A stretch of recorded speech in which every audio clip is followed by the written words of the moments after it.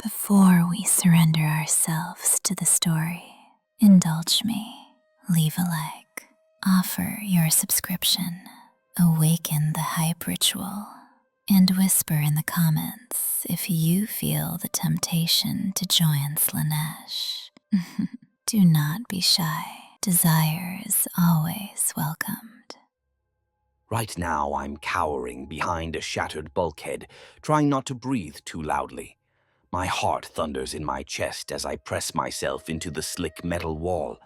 Just a few paces away, something unspeakable skitters through the flickering violet half-light of the corridor. Claws scrape against the deck plating. There's a wet sound, like a tongue dragging over steel, followed by a girlish giggle that echoes in the darkness. I bite down on the inside of my cheek to stay silent. The coppery tang of blood fills my mouth, grounding me in the moment. I know what's out there. She is out there. A daemonette, one of Slaanesh's six-armed nightmares made flesh, is prowling the passageway in search of survivors. Her laughter is a sugary poison in the air, both alluring and terrifying. I glimpse a sinuous shadow cast by the strobing emergency lumen strips. For a brief, insane moment, I consider breaking cover and running. My muscles tense, my survival instincts screaming at me to flee. But I've seen what happens to those who run. I've heard the sharp, ecstatic scream of a man cut short as a daemonette pounces, slicing him into ribbons while cooing in delight. I've seen the aftermath. Flayed skin and twisted limbs arranged like some kind of grotesque artwork on the bulkhead. No, running isn't an option, not here, not now. My only chance is to stay very, very still and pray to whatever dark power might listen that she loses interest. Sweat drips down my brow, mixing with grime and someone else's blood that spattered me earlier. The stench of burnt flesh and ozone hangs heavy. The corridor is thick with smoke from a small fire somewhere, possibly a scorched panel sparking in the distance. Each breath I take is shallow and slow, mouth open to avoid the ragged hitch that might betray me. As I crouch there, terrified and trying to disappear into the wall, my thoughts drift absurdly to the events that led to this moment. How in the hell did it come to this?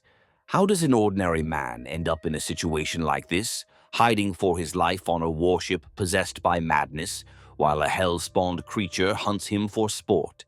If you had told me years ago that this would be my daily reality, I might have laughed. Perhaps I might have even been excited by the idea once, back when I was a different person. But that was then. Now, I'm just trying to survive the next 5 minutes. And if I do survive, Emperor willing or Dark Gods willing, I'm not picky anymore. I swear I'll tell you everything about how life goes on in this abyssal nightmare. Because, believe it or not, this moment, this heart-pounding terror as I hide from a daemonette amid the blood-streaked corridors, this is just another day aboard a Chaos Space Marine ship. Welcome to my life on the Insatiable Desire, a warship of the damned. You're probably wondering how it all came to this. Let me start at the beginning, or at least what passes for a beginning in the eternal twilight aboard a vessel of chaos. Earlier today, there is no sunrise on a chaos ship, no gentle dawn to mark the passage of time. In the endless void, day and night are artificial concepts measured by the whim of our masters or the cycles of the ship's chronometers. Still, we crew cling to a routine where we can. So it must have been morning, according to the ship's time when I pried my eyes open in the gloom of the lower decks. I awoke to the sound of screaming, a wet, gagging scream that cut through the constant thrum of the engines. To my ears, it was as familiar as a rooster's crow on a farm. Not an alarm klaxon, not a drill, just another poor soul meeting a violent end before breakfast. I lay still in my rickety cot for a moment, staring up at the corroded metal ceiling, and listened. The screams echoed from somewhere 2 or 3 compartments over. probably the loading bay or one of the makeshift dormitories. They rose in a crescendo of agony, then abruptly stopped, cut short. Whether it was a summary execution, a sadistic punishment, or someone being used as a plaything by an Astartes to start the day off right, I didn't know. Frankly, I didn't want to know. A dim lumen globe swung overhead, casting sickly pinkish light and long shadows across our barracks, if you could call the room that. It's actually an old cargo hold that got repurposed into a living quarters for low-tier crew like me. Dozens of us pack in here in bunks stacked 5 high, each bunk little more than a steel shelf with a thin mat. The air was hot and rank with sweat, unwashed bodies, and the coppery undertone of old blood, a delightful way to wake up every day. I rubbed the grit of half-remembered nightmares from my eyes and sat up. My back ached from yesterday's labors. Hauling ammunition and scrubbing down a torture chamber can do that. And my neck was stiff from sleeping at an awkward angle to avoid a sharp rivet sticking out of the wall behind my pillow. At least I was mostly in one piece. Across from me, I saw old Maruk, one of my bunk neighbors, stirring from his sleep.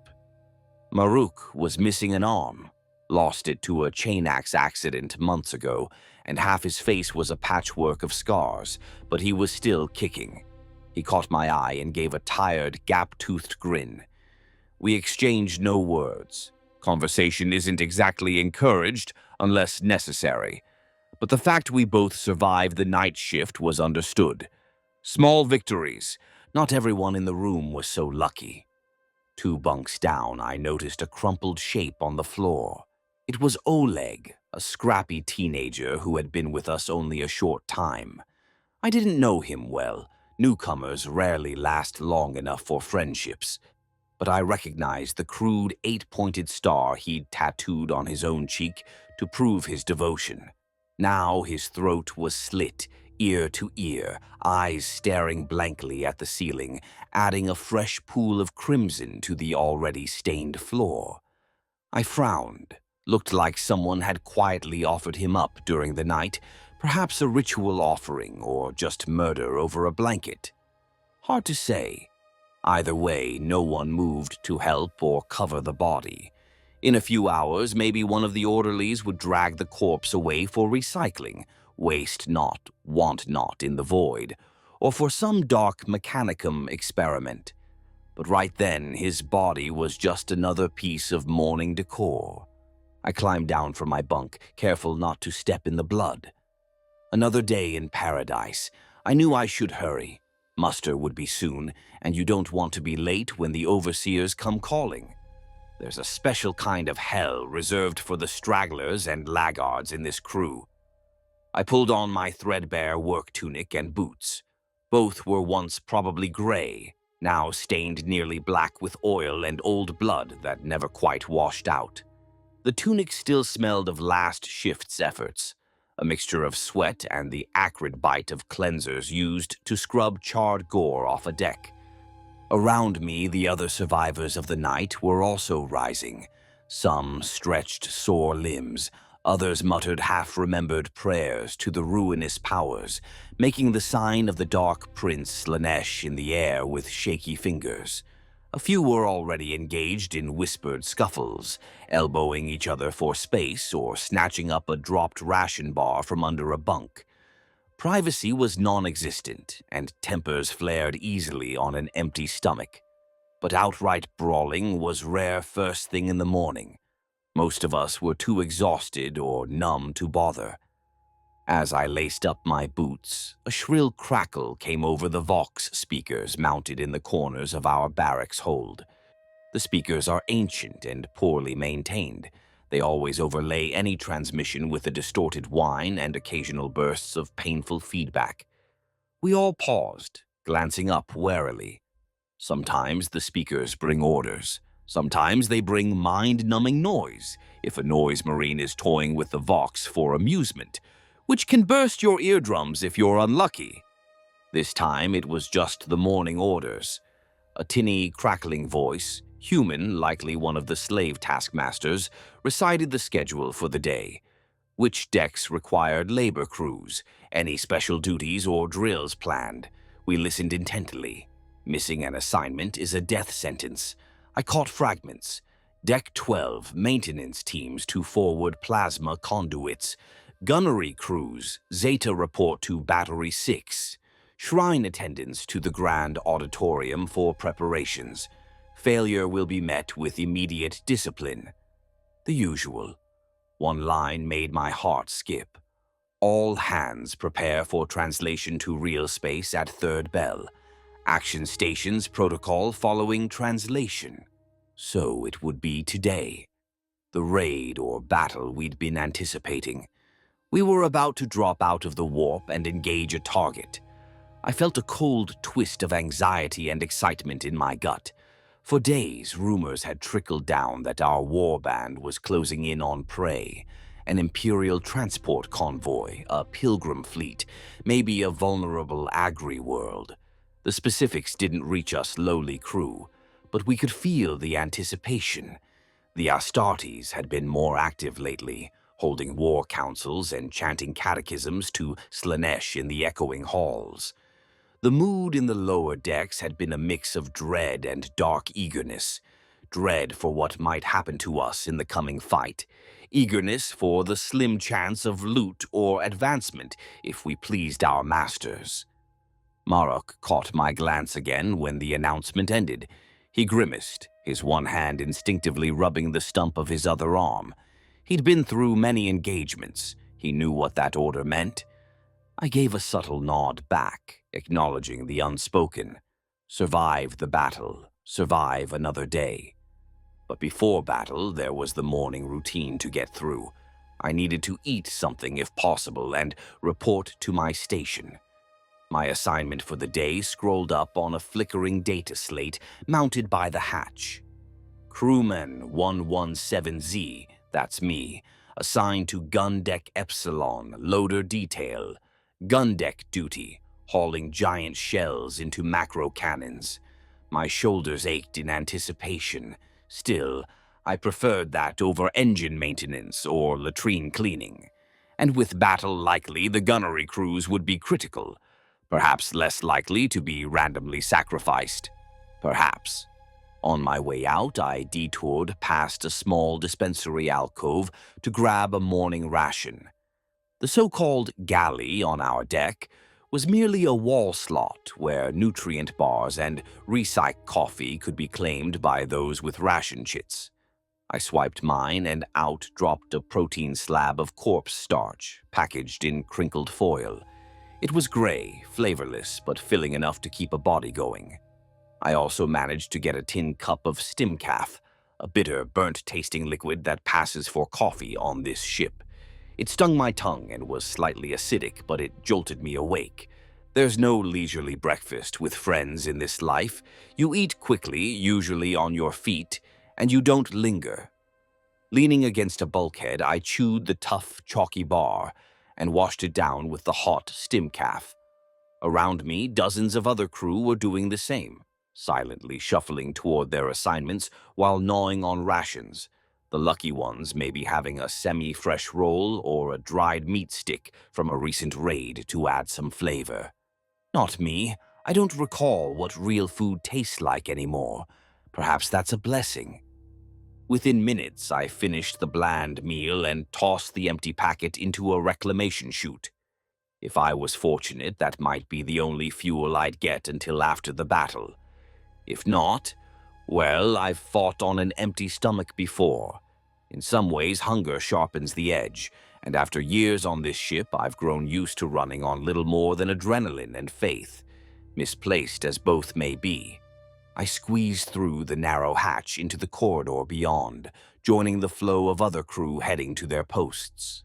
The corridor was already sweltering, the air recycled so many times it tasted stale and faintly of iron. Light globes cast a jaundiced glow every 20 feet, leaving patches of gloom in between. Figures shuffled past in ragged work gangs, our faces pallid or gaunt, eyes downcast unless we were feeling confrontational. Many were like me, dressed in whatever patchwork of fatigues and flak vests they could scrounge. A few higher-ranked overseers stalked among us, identifiable by the slightly better armor on their torsos and the electro-whips coiled at their belts. Those whips would crack soon enough if we slowed or stepped out of line. As I moved with the crowd, I stepped over a fresh pile of viscera that someone had swept to the side of the corridor. It was probably the remains of the poor soul whose morning screams woke me earlier. The trail of blood leading back around a corner suggested his body was dragged out here and gutted. The smell was powerful despite the heat, the tang of intestines and bile. Flies, or things like flies, were already gathering. I wrinkled my nose and kept moving. A couple of deckhands ahead of me chuckled quietly at my expression. One joked under his breath, "Breakfast is served." Dark humor. It's one of the few ways we cope. I managed a thin smirk. If you don't laugh at the insanity now and then, you'll definitely cry, and tears are a waste of moisture down here. So that was my morning. Wake up to screams, avoid getting murdered by my bunkmates, choke down the stench of death, and head off to heft munitions for a battle that might kill us all by day's end. And believe it or not, that's a fairly decent morning by the standards of the Insatiable Desire. It's only going to get more interesting from here. As I navigated the dim corridors toward the gunnery decks, my mind wandered to the nature of this ship we call home. This enormous, infernal ship that carries us through the stars. Officially, its name is Insatiable Desire, a fitting title for an Emperor's Children vessel. Unofficially, we have other names for it: the Screaming Lady, Hell's Orchestra, or often just the ship, said with a mixture of awe and loathing.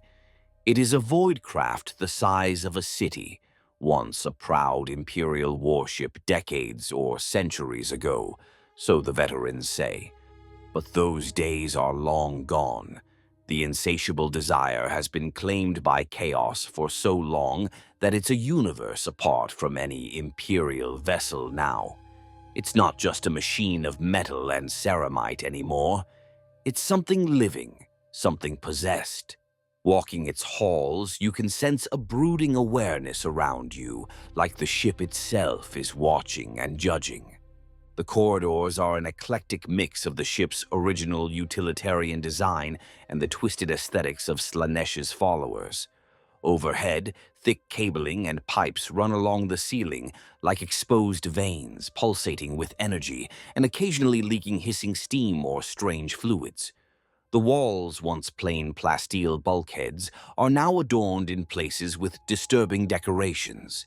Here, a fresco painted in dried blood depicts a mass of contorted bodies entwined in either ecstasy or agony. Sometimes it's hard to tell which. There, a series of flayed human skins are stretched and arranged like parchment, tattooed with blasphemous prayers to the Dark Prince. Gilded candelabras taken from some cathedral world flicker with unnatural pink flame, lining an intersection that someone decided to turn into a macabre shrine. The air carries incense and burning promethium in equal measure, a cloying sweet smell mixed with engine oil. Everywhere, the sigil of Slaanesh, the elegant curving symbol of the Dark Prince, is etched or painted, sometimes subtle, sometimes large and ostentatious. The Emperor's children take pride in their patronage. They want this ship to be a temple to excess in all things. In some passages, the lighting has been replaced by color-shifting crystal globes that wash everything in intense hues: deep violet, lurid pink, electric blue. It can be disorienting, even hallucinogenic, especially after long hours. I've stumbled through hallways bathed in pulsing rainbow light, while hidden Vox speakers played symphonic music that crawled under the skin. Music that can alternately soothe you into bliss or drive you to frantic panic depending on the melody, often composed by the noise marines in their off time. The ship is colossal. I've been aboard for years now, yet I've probably seen only a fraction of its decks. Entire sections are off limits to mere human crew, like the upper spires and command sanctums where the Astartes reside, or the deep inner vaults where monstrous experiments are kept. Still, I've roamed enough to get a sense of its layout. The lower decks, where I live and work, are a maze of crew habs, armories, manufacturum workshops, and storage holds. It's dark and oppressive down there. Ceilings low, pipes leaking, the floors slick. It's where the bulk of the mortals dwell, packed in like rats. Above that are the mid-level decks, gunnery decks, minor shrines, the hangar bay, and the grand auditorium. The gunnery decks are long halls lined with macro cannon batteries. Each gun is a massive thing like a cathedral organ lying on its side, its barrel running the length of a hab block. Servitor lobotomites and crews like mine load the shells and maintain the firing mechanisms under the watch of tech adepts. The hangar bay, which I've glimpsed through a half-open blast door once, is a cavernous space where our Thunderhawk gunships and boarding torpedoes nest. The flight crews are a mix of corrupted Navy pilots and demon-guided servitors. There's said to be a decorative frieze along the hangar walls showing Fulgrim, the Primarch of the Emperor's children, in his glory days, but I've never been close enough to tell. And then there's the Grand Auditorium, one of the ship's prideful centerpieces. Imagine an immense cathedral-like chamber in the heart of the ship, with tiers of seating and opera house balconies, all scavenged from 100 conquered worlds. Grand organs, string instruments, and percussion devices, some of them made from stretched human skin and bone, adorn a stage at one end. The Emperor's children use this hall for gatherings, announcements by the captain, depraved celebrations, and above all, performances. They consider themselves artists of war and pain, and this is their stage. I've been summoned there a few times as part of the audience, more like part of the set dressing, for some twisted show. The acoustics are so perfect you can hear a whispered sob from across the hall, or a screamed high note that can shatter glass and eardrums. The Grand Auditorium is where later today, after the battle, something truly spectacular and terrifying is rumored to happen. Whispers among the crew say our champion musician has a new symphony planned. I try not to think about that too much. Excitement in an Emperor's Children context often means danger for us. Further up are the restricted decks. The bridge is located near the top of the ship's spine. I've never been there, of course, but I picture it as a Baroque throne room filled with hollow displays and wide, cracked viewing bays to the stars, where the Chaos Lord of this vessel, Lord Captain Azrael Mortitane, directs our course. They say he lounges on a throne made of fused bones and gilded upholstery, sipping stim wine from a chalice while issuing orders in a voice like silk-wrapped steel. Mortitane and the senior Astartes keep their own luxurious quarters in that region. Once the officers' wardrooms, now converted into pleasure dens or arcane workshops, depending on the Marine's particular obsession. One deck I thank the dark gods I've never been called to is the Fleshworks, the domain of the ship's chirurgeon and geneticist, a twisted apothecary named Solon. Down in the bowels near the aft, Solon has a whole section where he experiments on prisoners and unfortunate crew alike. It's said the walls there literally pulse like a living thing, and the screams never stop. He crafts monstrosities.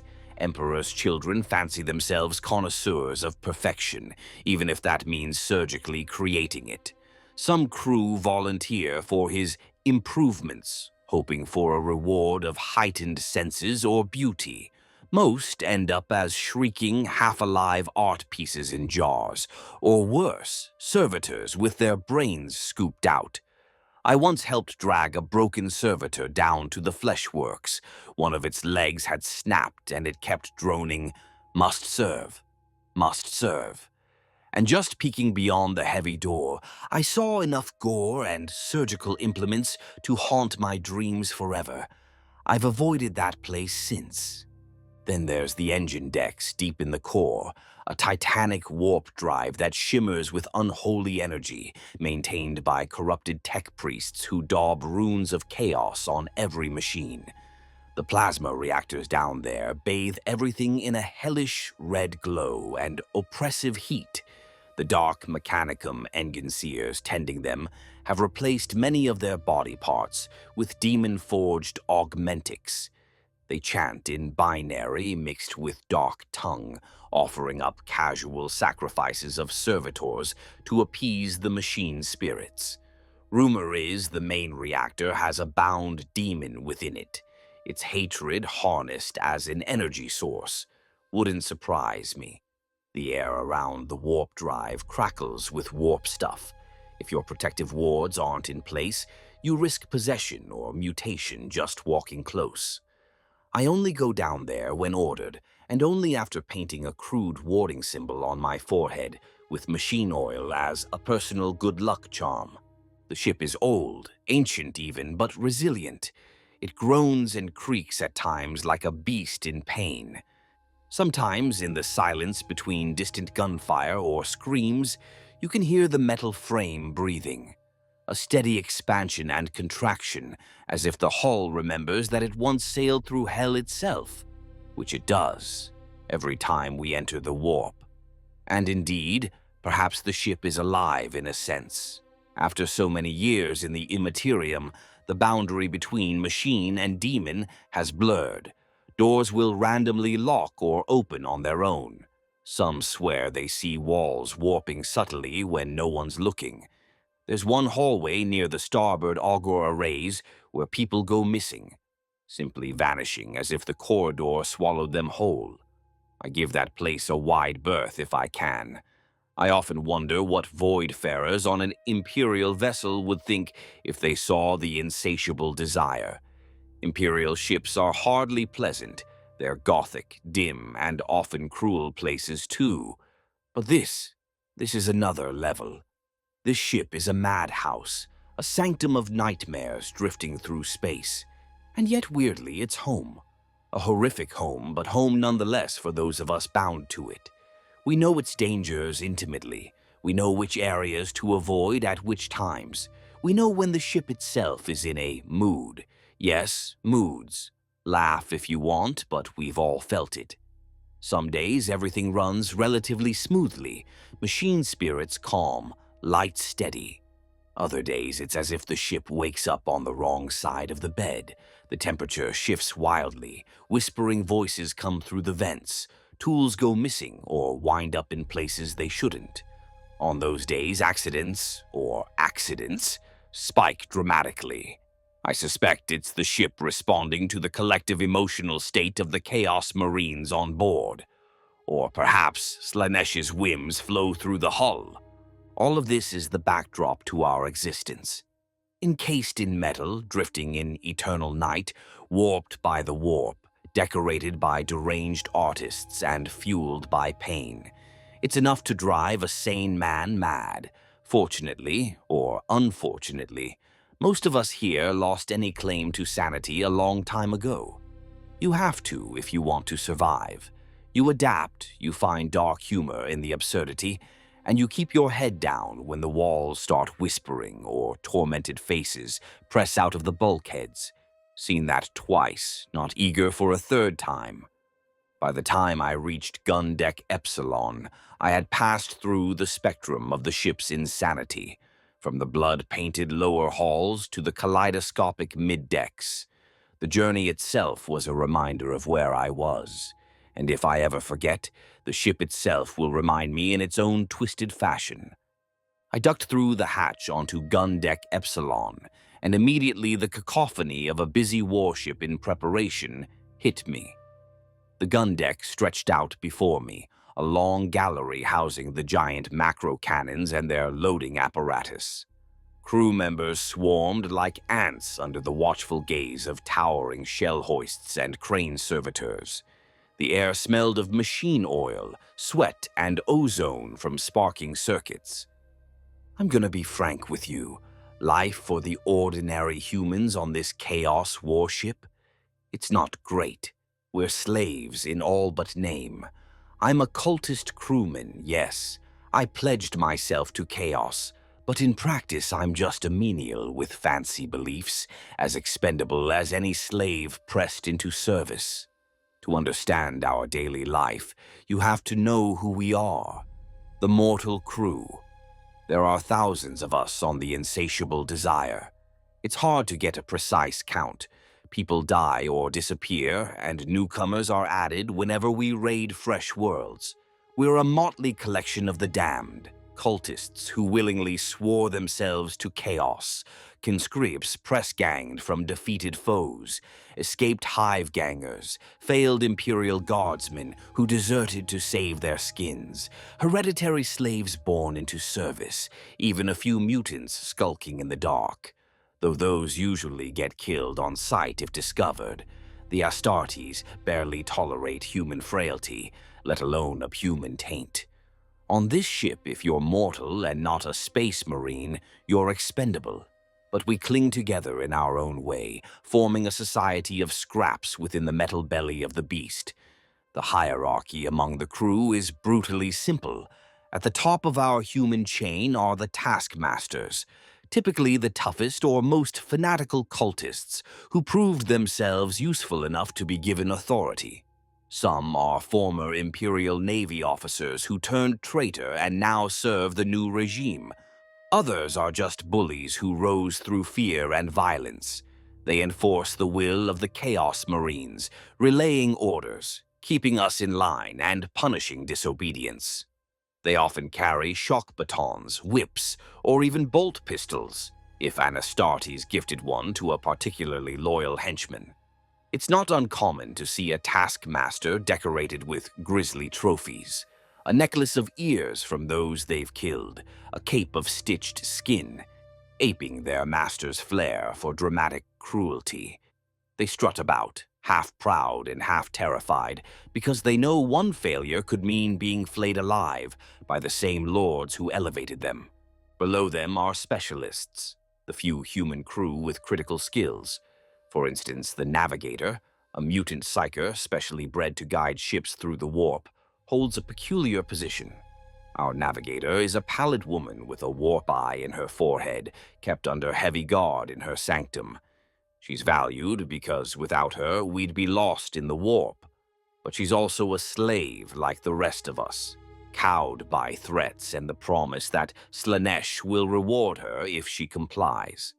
Other specialists include the chief engine seer of the Dark Mechanicum contingent, technically human, though more machine now, some sorcerers' acolytes who assist in rituals, the lead pilot who flies our boarding craft, and a few savants who keep inventory of munitions and slaves. These people get slightly better treatment, maybe a private closet to sleep in, better food, the right to not be randomly butchered, as long as they stay useful. And then there's the rest of us, the rank-and-file crew. We are cannon fodder, laborers, ammunition loaders, janitors of gore, builders of strange devices, cooks stirring corpse starch stews, and servants for every depraved whim. We're divided loosely into work gangs and squads, each overseen by a taskmaster or a junior enforcer, called a whip hand. You learn quickly who your immediate boss is, and you pray they're merely cruel and not outright sadistic. If they're sadistic, you try to stay invisible. We form cliques for survival. Sometimes it's based on shared origin. I came from a particular hive world, and for a while I hung around others taken from that same world until most of them died. Sometimes it's by job.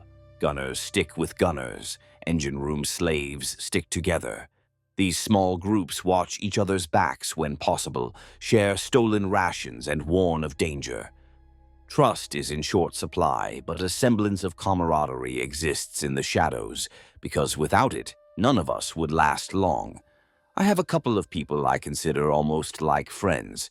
Mark, the one-armed veteran I mentioned, and Cyril, a former tech apprentice who maintains the Vox systems. We exchange useful information and occasional favors, like trading a spare ration pack for a stim tablet, or covering for each other's absence during head counts. It's a fragile alliance built on necessity. However, one must always remember, chaos breeds betrayal. There are informers among the crew, snitches hoping to gain favor by turning others in, for harboring loyalist thoughts. Unlikely, but the zealots are paranoid, for plotting mutiny, rare but some fools try, or simply for hoarding supplies. Mutiny. Now that's a joke. With a few dozen superhuman killers on board who literally can't wait to flay anyone who displeases them, no mutiny can ever succeed. But hope or desperation makes people stupid. I've seen the aftermath of one attempt. 6 crew who conspired to hijack a dropship and desert were found out. The Marines didn't just kill them outright. Oh no. They were dragged to the main corridor, flayed one by one while alive, and their skinless bodies hung from hooks as an example. They even left their tongues intact so the poor wretches could continue to scream for a time as their skin was peeled off inch by inch. The floor ran slick with blood. We were all ordered to march past and take a good look. The stench of iron and bile was overpowering. Several around me wet themselves or vomited on the deck. I nearly did too. The taskmasters watched our faces. Anyone who looked sympathetic or horrified for too long was noted. I remember retching quietly and hoping no one noticed. After that, any thoughts of organized rebellion pretty much died off, as they tend to after you see something like that. So we don't rebel. We endure. Many of us actually worship our masters in a twisted way. Chaos is not just their religion. It's ours too, to varying degrees.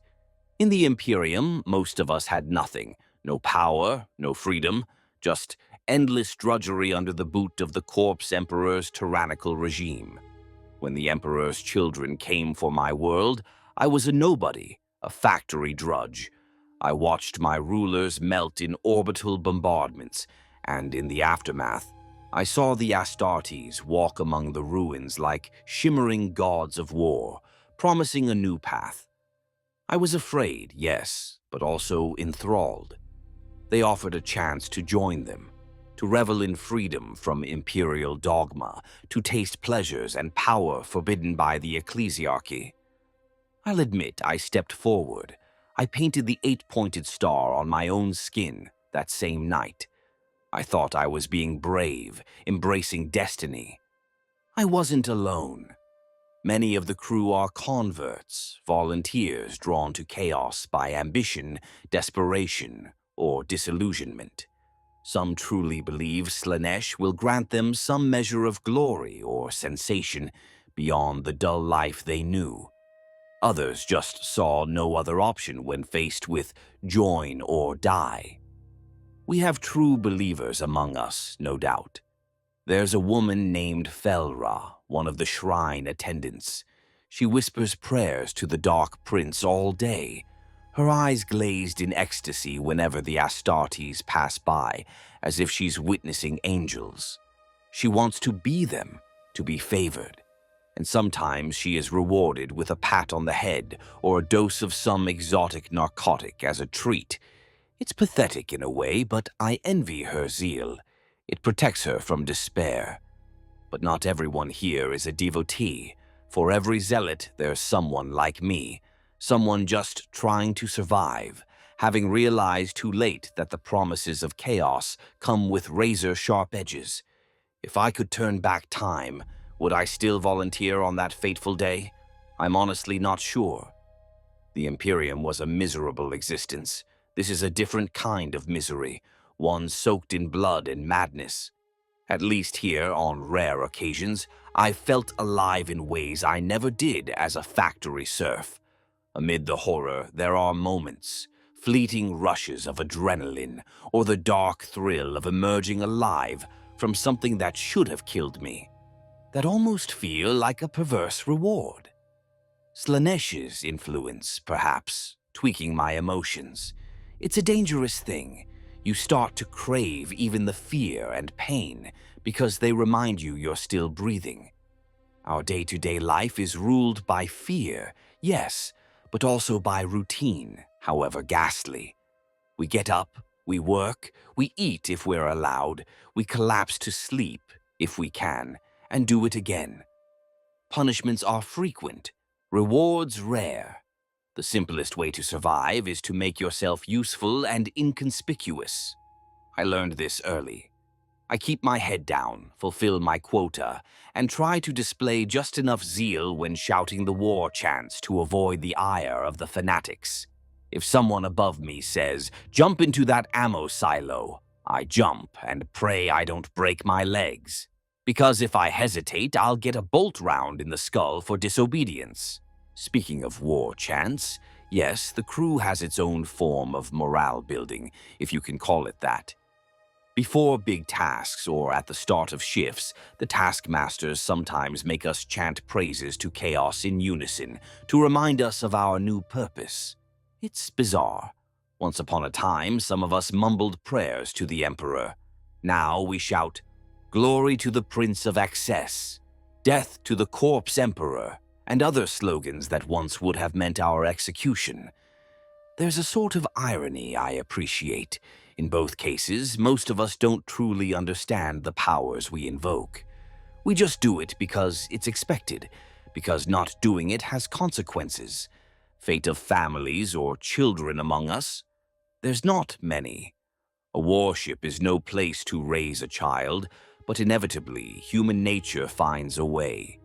There have been pregnancies, some consensual, some the result of violence or indulgence by crew or even visiting champions.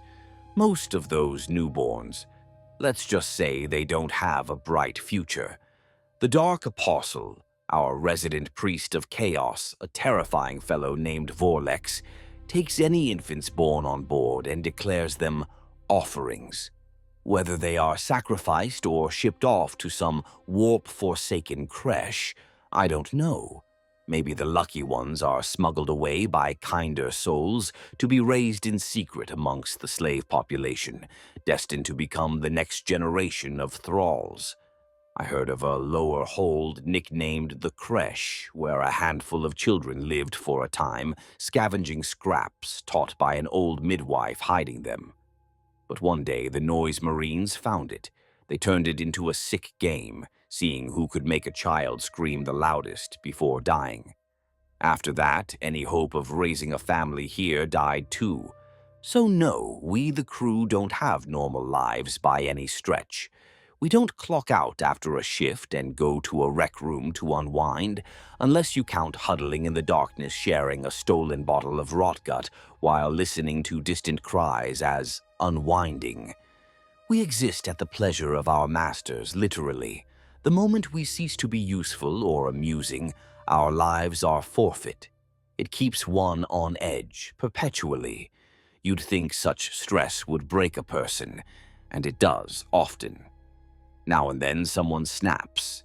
They stop fearing, or they start laughing hysterically, or they attack a superior in a burst of suicidal rage. When that happens, they're put down brutally and their body parts perhaps used for decoration or experiments. I remember a guy from the engine crew, Darius, who just lost it one day and lunged at an overseer with a wrench, screaming, "Blood for the blood god." Wrong ship for that, friend. He got his wish for blood, his own. They quartered him and hung the pieces in the engine room as a warning. It hasn't happened again there since. Yet for all that, a twisted part of me understands why some of us remain loyal to this horrible life. In the Imperium, we were nobodies. Here, in the eyes of the galaxy, we might be traitors and scum, but to ourselves, we're part of something powerful. if utterly monstrous. When the war band succeeds, when we take a prize or massacre a superior imperial force, we, even as lowly deck scum, share a scrap of that glory. Hushed whispers and prideful grins after a victorious battle aren't uncommon among the crew. Did you see how we made the Navy run? Or, we took down an Astartes strike cruiser and lived. That's more than many in the Imperium can ever claim. In some sick way, it feels like an accomplishment. I recall once, after a particularly successful raid, our Lord Captain allowed the crew a celebration. They brought out strong drink, brew made from God knows what in the underdecks, and music. Actual music, not just screams, was piped through the Vox. For a few hours we danced and sang like free people, albeit under the watchful eyes of armed overseers. It was chaos. The lowercase kind, but it was the closest thing to joy I'd felt in years. People coupled in dark corners, old grudges were forgotten in drunken camaraderie, and we praised Slaanesh with genuine, if temporary, gratitude. By the next shift, of course, it was back to horror and drudgery. But that memory stands out.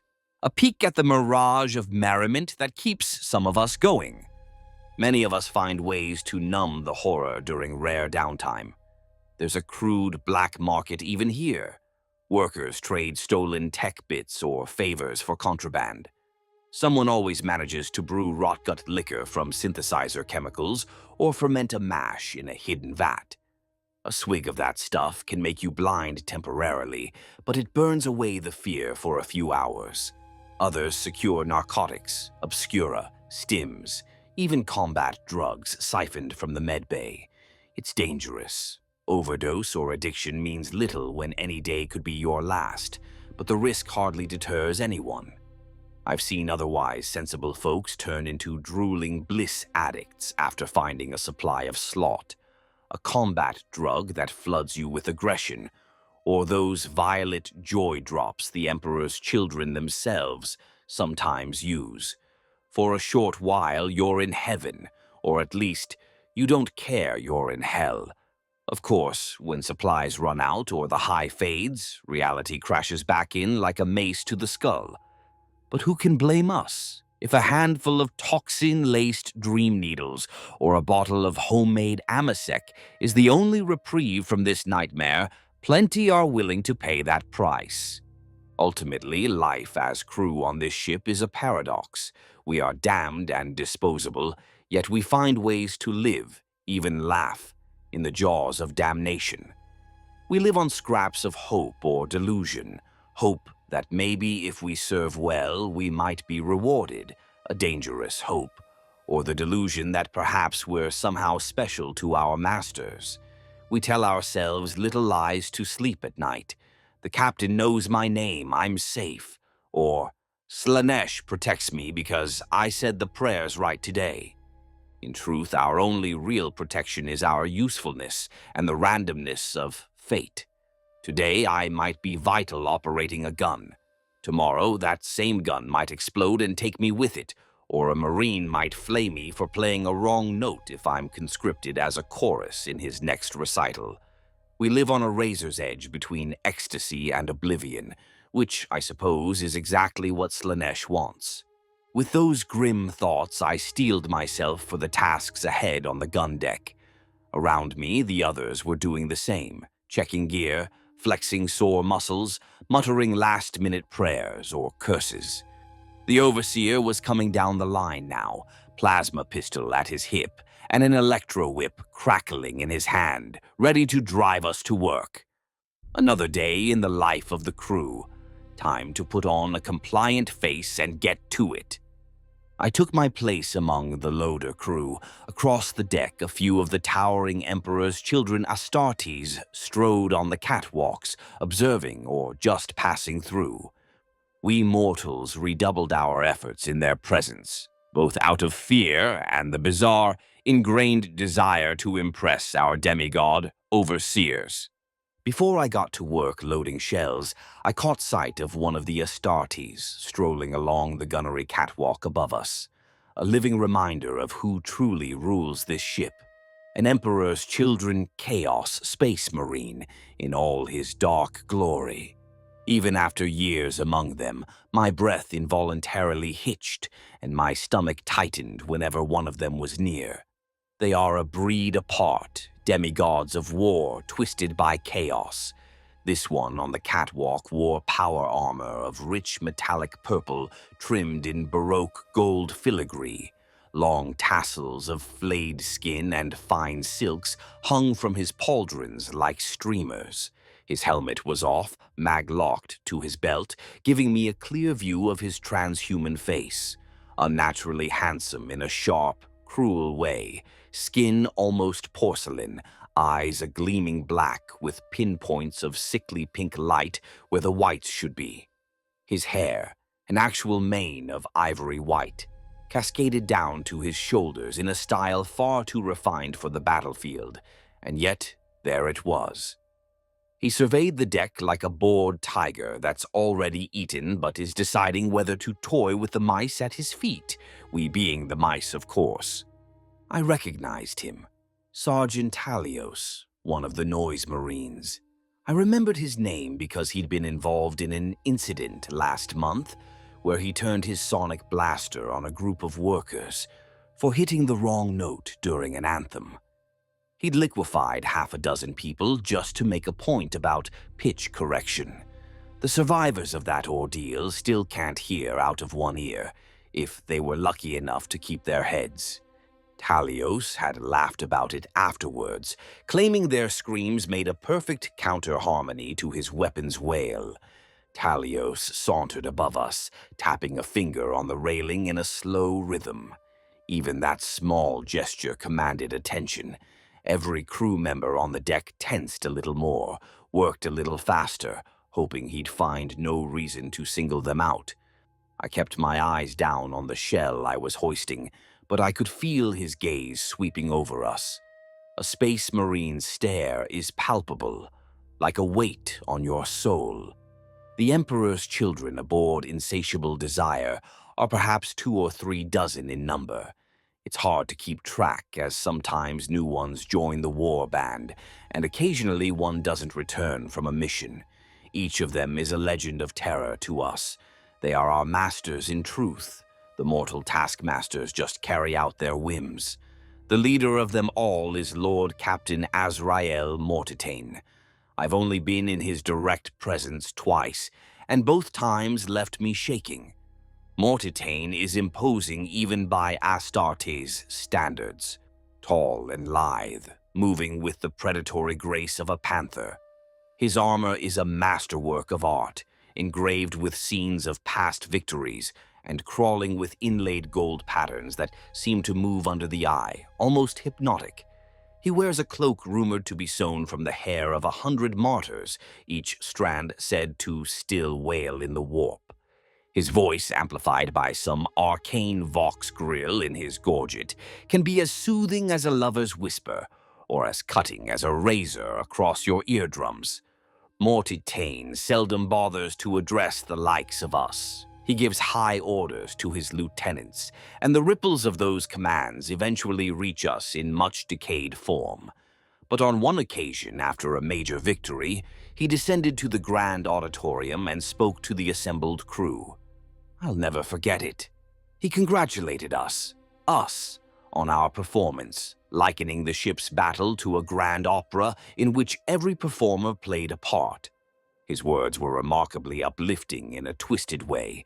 Some crew were moved to tears by the acknowledgement, or just overwhelmed by the pheromone-laced incense they pumped through the vents during his speech. In that moment, hearing a warlord space marine say he was pleased with us, I felt a surge of almost pathetic gratitude and pride. That's the kind of charisma they wield. Of course, Mortitane's kindness is fickle.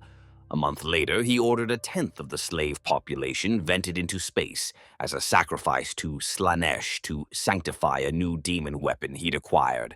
All that speech about us being part of the grand opera, and then he culls the choir without a second thought. Such is a Chaos Lord's prerogative. The other Astartes have their own reputations.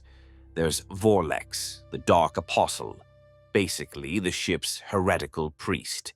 He wears corrupted power armor inscribed with crawling texts of Lorgar and Slaaneshi scripture. Vorlex carries a massive tome chained to his waist, the Tome of Excess, and a staff topped with a horned symbol that burns with eerie purple fire. He holds sermons in the chapel, once the ship's imperial chapel, now thoroughly desecrated, and leads blood rituals before major battles. He is terrifyingly zealous. I had the misfortune to be chosen as part of the congregation in a ritual once, and I can still recall his voice echoing through the chamber, describing in loving detail how Slaanesh would flense our souls with pleasure. A couple of crew were so rapt they started self-flagellating to his words. Others fainted. Vorlex himself ended the sermon by personally sacrificing an imperial missionary prisoner on the altar, eviscerating the man while reciting poetry. The sight haunted me, but what haunts me more is that a small part of me felt a twisted awe watching it. That's the effect these Marines can have. They warp not just bodies but minds, even without psychic powers. Then there's Solon, the chief apothecary and flesh smith, whom I mentioned. He rarely leaves his flesh works, but when he does, he strides through the halls accompanied by a retinue of grotesque servitors and altered beasts, clad in sickly white armor with pink trim. Solon's once angelic apothecary helm is modified with multiple lens eyes and syringes that twitch like insect antennae. He speaks in a soft, clinical tone, which somehow is more chilling than all the barking and threats of the others. If Solon asks for you, you're as good as dead, or worse, alive on his operating slab. We avoid his gaze at all costs. Marcus Kine, a name I overheard, is the so-called Emperor's Child who leads the ship's noise marine cadre. They sometimes call him the Maestro. He's said to have been present at the legendary Maraviglia concert during the Horus Heresy. If that's true, he's over 10,000 years old, sustained by the warp. Kine's armor is modified into an instrument itself, built-in amplifiers on his pauldrons and a sonic cannon grafted into his arm. He can emit a scream that can turn brains to jelly. He and his noise marines treat war like performance art. Before a battle, I've heard them tuning their weapons like violins and warming up their vocal cords with scales, the sound echoing through the bulkheads, making every crew member's teeth ache and heart race to unnatural rhythms. Emperor save us when they start playing in earnest. There are others, a pair of twin brothers, Zarin and Xantus, who serve as the warband's duelists, forever trying to outdo one another in swordsmanship. If they aren't killing the enemy, they're dueling each other or anyone foolish enough to accept a challenge. It's said they once dueled on the command bridge, weaving between terrified human serfs, because one brother accused the other of playing a harp note improperly during a victory celebration. The outcome, Xantus lost an ear and Zaran lost a hand. Both grew back, courtesy of Solon's dark science, and their feud continues. We have a contingent of raptors, Chaos Jump Pack Infantry, led by a cackling maniac named Sar-Re. Raptors are unnerving because you often hear them before you see them. They modulate their vocalizers to emit predatory shrieks or laughter that echo through the dark. I recall working in a hangar support crew once, deep in the ship, and hearing that metallic laughter suddenly erupt overhead. 3 raptors had been roosting in the gantries unseen, watching us like birds of prey, just for fun. One of my fellow crew looked up, startled, and that was enough to draw their ire. They swooped down and tore him apart, then left the rest of us cowering as they flew off, trailing laughter. We were spared only because they got bored, and boredom is our worst enemy around these Astartes. Yes, boredom. The Emperor's children cannot stand tedium. They crave stimulation constantly. If nothing is happening, they will make something happen, often at our expense. Aboard Astartes might wander into the lower decks to find a random plaything. We've learned to provide them some entertainment when possible. Stage pit fights between crew, come up with novel profane songs, anything to keep them from alleviating their boredom by skinning the nearest slave. It doesn't always work, but occasionally it buys us mercy. One of the reasons they hold these elaborate concerts and rituals is to keep themselves from ennui. They are addicts to sensation, every last one of them, and we, the crew, are both their support system and their supply of thrills when needed. Interactions between us and the Astartes vary from indifference to depraved intimacy. Most often, a space marine will ignore a human entirely. We're beneath notice unless we screw up or have something they need. I've been in the same room as a group of them and felt utterly invisible as they discussed strategy, stepping around me like I was a piece of furniture. It's both a relief and a blow to the ego, oddly. But then there are moments of direct interaction, usually bad. For example, earlier on this gun deck, the overseer barked an order for us to increase loading speed. We hustled, straining to lift the next massive shell into the feed mechanism. I was a second slow. My grip slipped slightly, causing a clang. Sergeant Talios, up on the catwalk, zeroed in on that sound like a cat hearing a mouse. He leapt down, landing with a heavy thud that reverberated through the deck. Without a word, he was suddenly right beside me and the two others on my team. We froze. He tilted his head, that mane of white hair swaying, and he smiled, revealing unnaturally perfect teeth. "I believe I heard a mistake," he purred. His voice was melodic yet poisonous. "Which of you will claim it for me?" None of us dared move or speak. My throat was dry. Talios tapped a long, lacquered fingernail on the shell casing. "No volunteers? Very well." He flicked his hand with casual grace. I didn't even see the blow, but I felt the impact. A concussive wave of sound slammed into me and my mates, knocking us flat. It was like being hit by a shockwave of pure force. My ears rang. One of the others screamed, blood pouring from his nose and ears. His eardrums likely ruptured.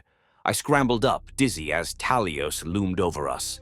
"Sloppy," he said in a sing-song lilt. "Do better, darlings."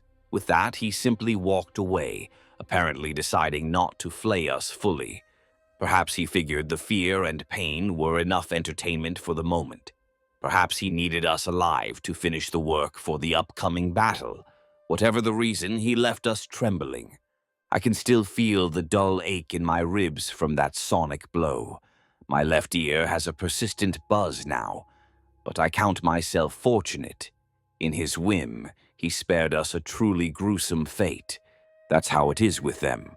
Life or death can hinge on a momentary whim or the alignment of their mood with Slaanesh's fickle favor. The devotion of the Emperor's children to their ideals runs deep.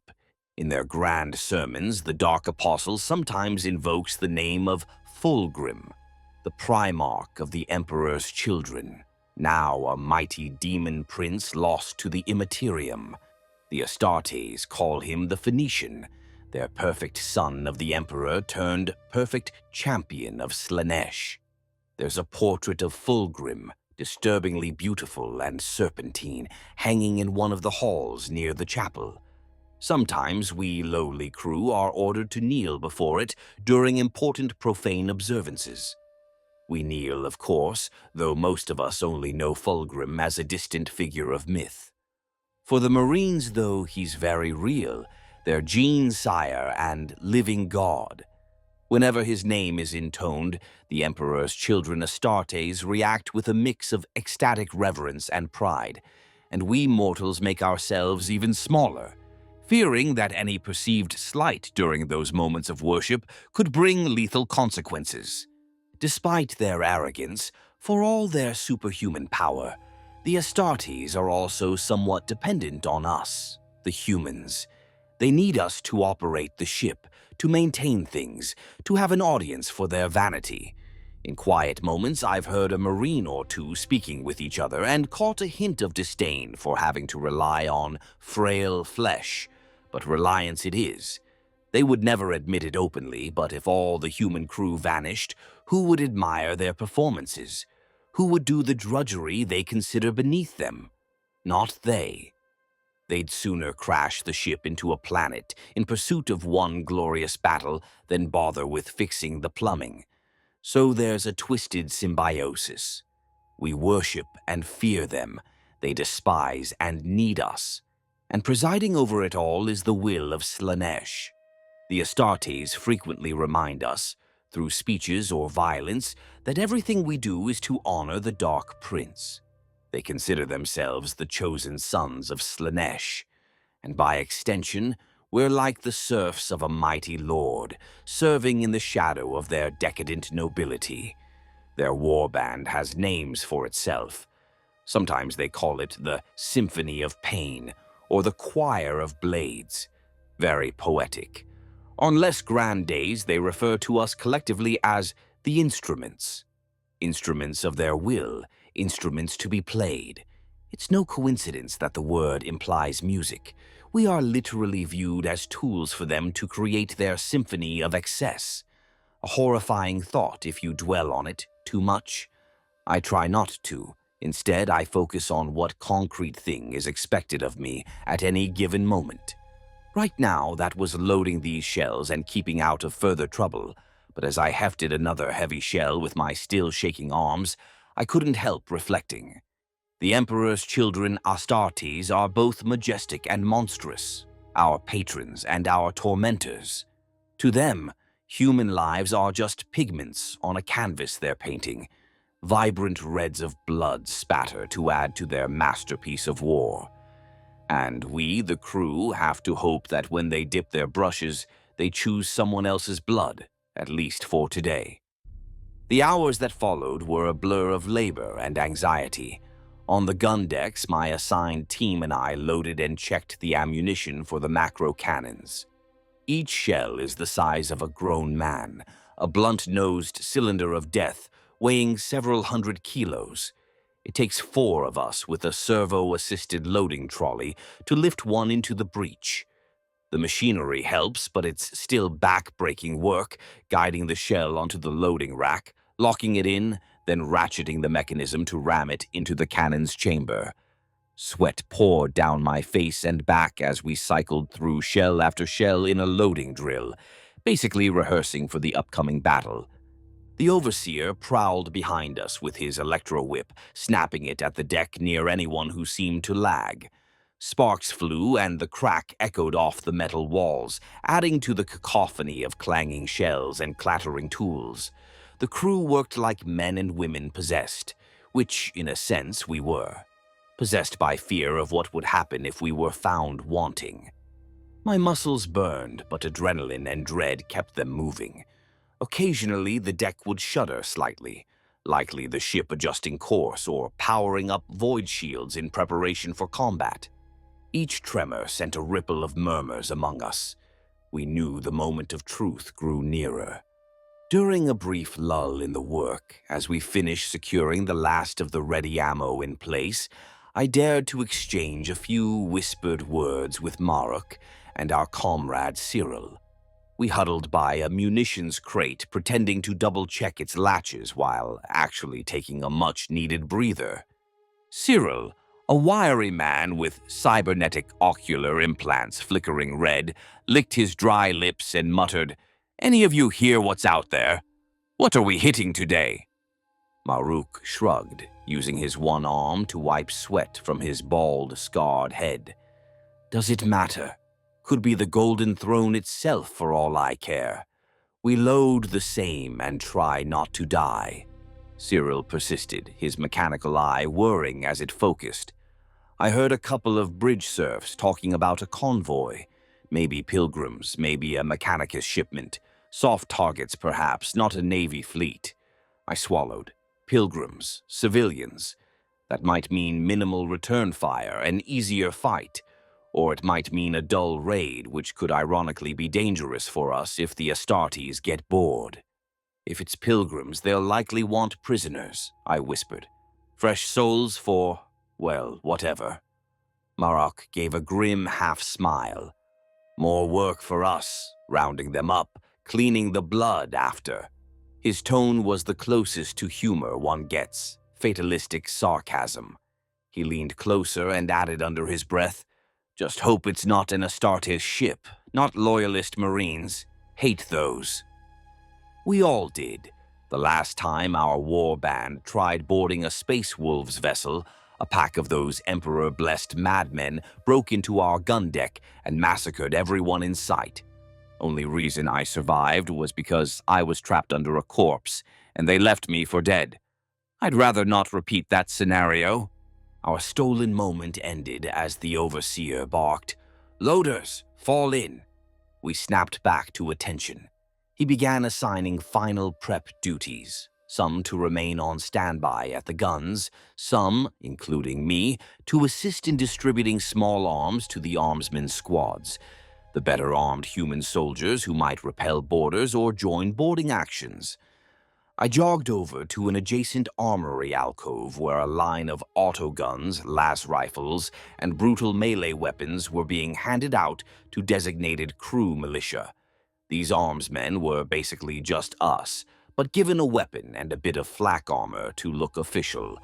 Many were shaking as they received a gun, some kissed pendants of Slaanesh, or muttered psych-up litanies like, feel no pain, over and over.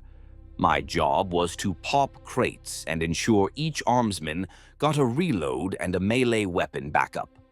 I worked swiftly, handing out spare magazines, shock mauls, rusty machetes, whatever was in the crate. We're not an organized military like the Imperial Guard. Our equipment is a hodgepodge of looted gear. One guy got a bent las pistol and a cleaver. Another a full auto gun with a bayonet that still had dried gore from the last use. They took what they were given without complaint. Complaining gets you shot or sent up front without a weapon at all. As I gave a short sword to a woman with a wild look in her eye, she suddenly grabbed my arm. Her voice was barely a whisper under the din. "For the prince. We'll feast on their souls," she hissed with a zealot's fervor. I just nodded and extricated myself. She was one of the true believers, the kind who would charge a heavy bolter nest with a knife because she thinks Slaanesh is watching and smiling. Useful idiots in battle, but you don't want to be near them when the shooting starts. They tend to attract attention. Next, I lugged plasma charges to a group tasked with breaching, essentially makeshift satchel bombs to blow open bulkheads on enemy vessels. Every time I handle these, I half expect them to go off prematurely. The jittery kid I handed them to seemed to share the worry. He flinched as he took the satchel, the thermal detonators inside clinking together. "Calm down," I muttered softly. "Just keep the pin safeties on until the sergeant says."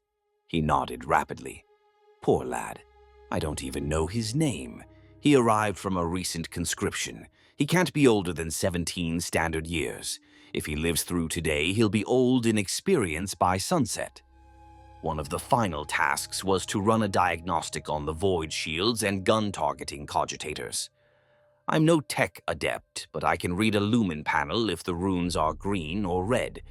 With Cyril's help, we went console to console checking status. The ship's machine spirits, or the demons caged inside them, more like, were restless. Twice the screens flickered with scrap code and bizarre symbols before clearing. Tech priests in spidery exoskeletons flitted about, chanting in binary to appease the spirit of the insatiable desire for the strain of upcoming battle. One even had a sensor of incense, swinging it rhythmically as if warding off evil. Ironic, considering we are the evil. As the third bell approached, the time announced for translation out of warp, final preparations were in full swing. A droning chant came over the Vox network, a deep, reverberating hymn. It was the dark apostle Vorlex, leading a prayer to Slaanesh across the ship. Through crackling speakers, his voice poured like warm oil, praising the divine decadence of excess and urging every soul aboard to give themselves to the upcoming act of carnage wholeheartedly. The background of the chant was a subtle music, maybe the noise marines humming a low chord. It made the metal walls hum in resonance. Some of the crew joined in the chant fervently, banging weapons against bulkheads in a slow rhythm. I mumbled along just enough to not stand out, but truthfully, my mind was on the tasks and my own survival plan. We all have a survival plan during battles, no matter how flimsy. Mine is basic: do my job, stay near cover if shooting starts, and never be the first or the last in any charge. First tends to catch the enemy's bullets. Last tends to catch our side's motivational fire from behind. Don't volunteer for anything heroic. If a superior yells at you to do something, do it quick, but not so well that you become the special go-to guy that only paints a target on you for later or gets you promoted into the more dangerous missions. And if things go truly south, like say the ship is about to explode or we're boarded by loyalist Astartes, have a path in mind to the nearest escape or a hidey hole. Not that escape pods often save anyone. Most enemy ships blast fleeing pods, and our masters would rather see us go down with the ship than abandon it. But knowing where they are at least gives a glimmer of hypothetical hope. I checked the revolver pistol tucked in my belt, a personal weapon I'd scavenged long ago, and the small blade in my boot. They weren't officially issued. You generally have to fend for yourself for personal defense, but they've come in handy before. The revolver only has 4 bullets, all I could scrounge, but 4 bullets are better than harsh language if some enemy boarder leaps at me. And if all else fails, 1 bullet for myself to avoid a worse fate. It's a morbid thought, but every veteran crewman has considered it at least once. A klaxon sounded, not the blaring alarm of attack, but a sonorous chime indicating imminent warp translation. "Brace!" shouted an overseer. I quickly grabbed a nearby rail and tensed. Even with a functional Geller field, translating from the warp back to real space is always a lurching, nauseating experience. For an instant, reality twists. The air grows thick and tastes of ash and sugar simultaneously. My vision doubled, seeing 2 overlapping images of the gun deck, one real, one not. In the corner of my eye, I glimpsed shapes that shouldn't be there, tendrils or hands, pressed against the periphery of my perception, as if something just outside reality was peeling away reluctantly. Whispering voices flooded my mind, a cacophony of promises and threats in a language I thankfully didn't understand. Then, with a gut-wrenching jolt, it was over. The immaterium spat us out into real space. Several crew around me coughed or shook their heads to clear the psychic noise. One man doubled over and vomited thin gruel onto the floor. Poor fool hadn't braced well. I swallowed back my own gorge and steadied myself. Mercifully, it seemed our Geller field had held. No obvious warp entities had hitched a ride this time. Aside from whatever always lurked on the ship anyway. You never know for sure, of course. Sometimes a minor demon can slip through and skulk in the shadows for a while, but that would be a problem for later. Now, the real danger was ahead. The klaxon changed its tune, rising into the urgent howl of battle stations. Through the ship's vox came the voice of some lieutenant. "Translation complete. Target in range. All hands, battle stations, prepare for attack. Blood and pleasure for the Prince of Chaos." A chorus of shouts echoed from those crew around who were enthusiastic or just hyped on adrenaline. My heart began to pound in my chest. This was it, the action we had been preparing for. I took a deep breath, steeling myself. In the next moments, the macro cannons would likely fire, and the enemy would shoot back if they could. The ship would shake. People might die from lucky hits or accidents. Then, if the plan held, we would close in to board or destroy the target. And I would have to get through it one heartbeat at a time. Loader team, to your guns. Stand by to commence firing sequence on my mark. An amplified voice rang out, likely the gun deck master. We scrambled back to our posts at the cannons. My hands were trembling a bit. I flexed them, trying to focus. Fear is normal, I told myself. Focus on your training, such as it is. I exchanged one last look with Marok across the gun deck. He tapped his chest twice with his remaining hand, a little gesture we use that means stay alive. I returned it with a nod.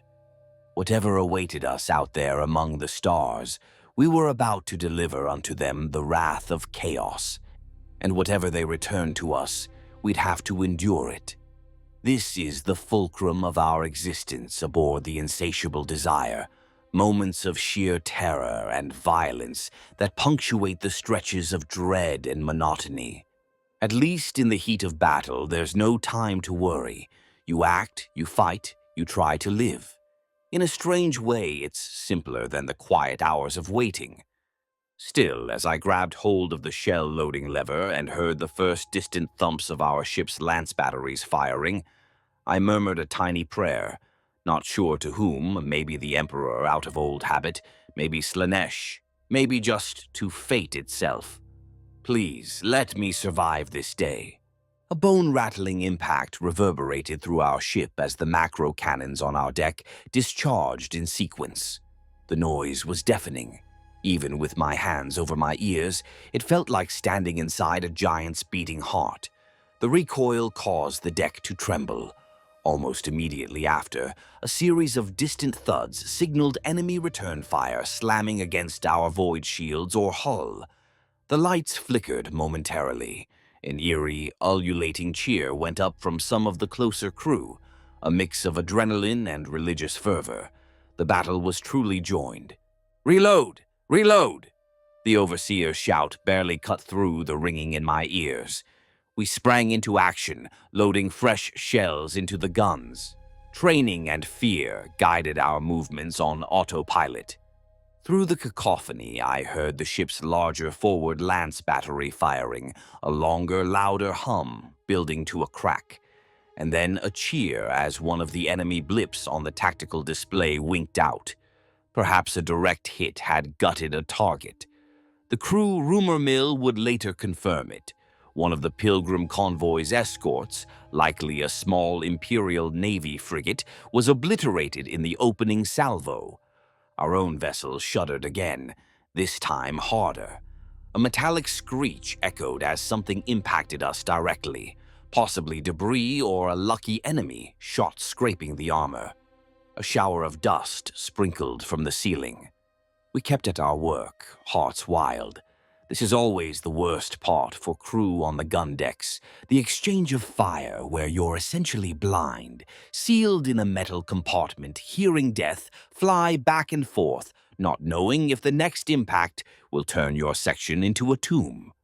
"Target hit, cease fire, prepare for boarding maneuvers," blared over the Vox.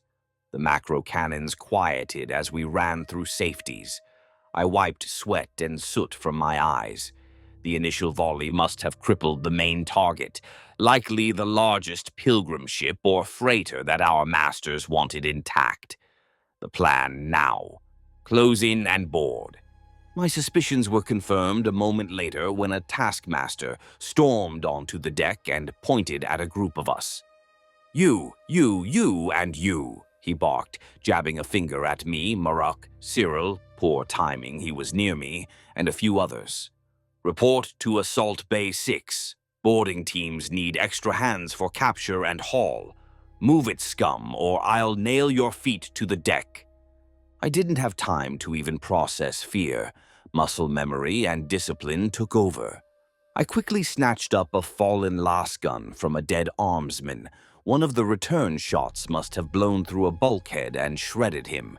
His body lay not far away, the head missing. Poor sod. I checked the charge, half full, good enough, and sprinted after the others. As we dashed through corridors lit by flashing red battle lights, I felt the ship lurching, thrusters firing to bring us alongside the stricken prey. The distant thud of our forward grapnels punching into the enemy hull reverberated through the floor. We were linking to them, reeling them in like a catch. Assault Bay 6 was organized chaos.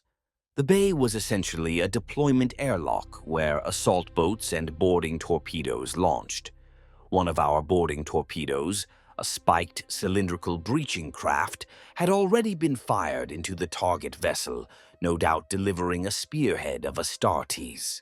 Now it was time to send the follow-up waves.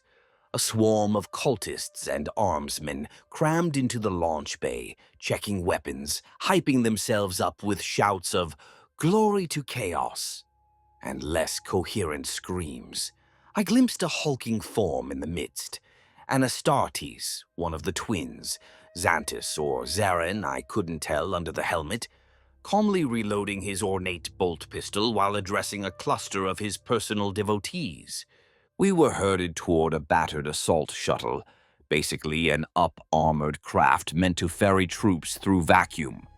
The pilot, a scarred woman with bionic arms, yelled over the din, "Strap in or don't, we launch in 30 seconds either way." Maruk shoved me toward a bench seat and we buckled into the crash harnesses alongside half a dozen other terrified-looking human troopers. No sooner had I clicked my harness than the shuttle's engines roared and we were flung forward. The inertial dampener struggled to compensate. My stomach felt like it got left behind back on the ship. Within moments, the shuttle jerked and a thunderous clang reverberated. We had latched onto the target ship. "Breach!" someone shouted. A shaped charge on the shuttle's prow detonated, blowing open a rent in the enemy's hull ahead of us. With a howling battle cry, the front assault ramp burst open and Astartes-led mayhem surged forth. We spilled out into a corridor of the stricken pilgrim vessel. Immediately, I noticed the gravity was lighter here, their generators likely damaged, and the artificial gravity flickered, making each step slightly floaty. Emergency lumens flashed, and the air was filled with smoke and the smell of burning promethium and incense? Yes, this was a pilgrim ship. They'd been burning sacred incense. Now it mingled with the ozone of lass fire and the coppery tang of blood. The first wave had done its gruesome work. The walls were spattered with red. Bodies in simple robes, pilgrims clutching devotional icons, lay scattered, many torn apart by bolt rounds or cut down by chain blades. Among them were a few armsmen in flak vests who had tried to form a defense. They were equally dead, weapons still clutched in rigor. I vaulted over a corpse as our group pushed in deeper. Our Astartes leader, I saw his pauldron marking, it was Xantus, was moving with purpose down the hall, his power sword drawn and crackling with energy. Bolter fire from his comrades further inside barked in the distance. Screams echoed, which, I had to note, were being recorded by one of our trailing noise marines carrying some bizarre audio capture device on his backpack. They really didn't want to miss a single scream for their collection. A pair of panicked crew of the pilgrim ship rounded a corner ahead, one carrying a civilian stub pistol, the other just a wrench. They froze at the sight of Xantus and the gaggle of us behind him. "Mercy! Emperor save—" one began, raising the pistol with shaking hands. He never finished. Xantus moved in a blur, an arc of blue light marking where his sword swept. The two men literally fell into pieces, neatly quartered, before their brains could register death. Hot blood splashed across the bulkhead in a fan pattern. Some droplets hit my face, warm and coppery. My stomach lurched, but I swallowed hard and kept advancing. There was no time to pity them. Gunfire erupted from a doorway to our left, autogun shots stitching the air. One of our cultists went down, screaming and clutching his belly as rounds ripped into him. The rest of us hugged the wall or dove behind whatever cover we could, a few crates, a support pillar. I pressed against a bulkhead and dared a peek. Inside what looked like a chapel compartment ahead, a cluster of desperate defenders had made a stand. I saw a makeshift barricade of benches and tables overturned. Behind it were perhaps a dozen people, a few with firearms, probably the ship's token security detail or some armed pilgrims, the rest with knives or tools raised. They were firing down the corridor at the leading edge of our force. A hard round pinged off Xanthus's armor, doing no harm but briefly staggering a cultist next to him who caught a ricochet. In the flicker of shrine candles and emergency lights, I could make out a large statue behind the defenders, presumably of their saint or the emperor, looming over their last stand. Xanthus laughed, an amplified, contemptuous sound. He strode forward into the hail of bullets like it was nothing. "Pitiful," he growled, raising one gauntlet. With a flash, he fired a bolt pistol round. The explosive shell hit the makeshift barricade and erupted, blowing splinters and body parts skyward. The return fire faltered. "For Slaneesh, take them," our taskmaster hollered, seizing the moment. Our group surged forward in Xanthus's wake, myself among them. I found myself rushing into the chapel, adrenaline drowning out hesitation. A young man in a pilgrim's smock rose from behind an upturned altar, swinging a rusty machete and screaming in fury. He charged at me.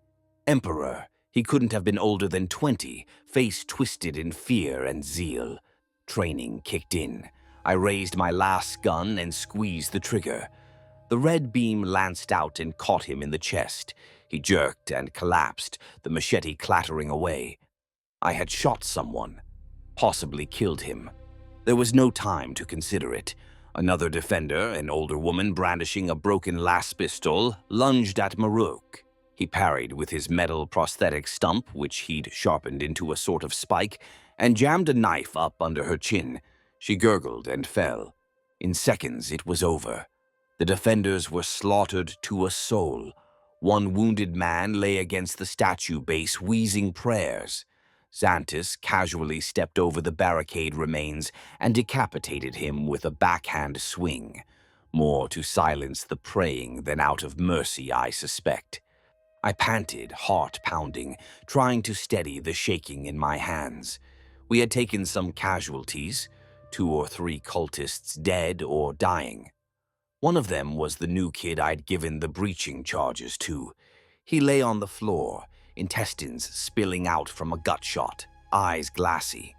Another older crewman was slumped against the wall, missing a leg below the knee and howling in agony until one of our own ended his suffering with a bullet.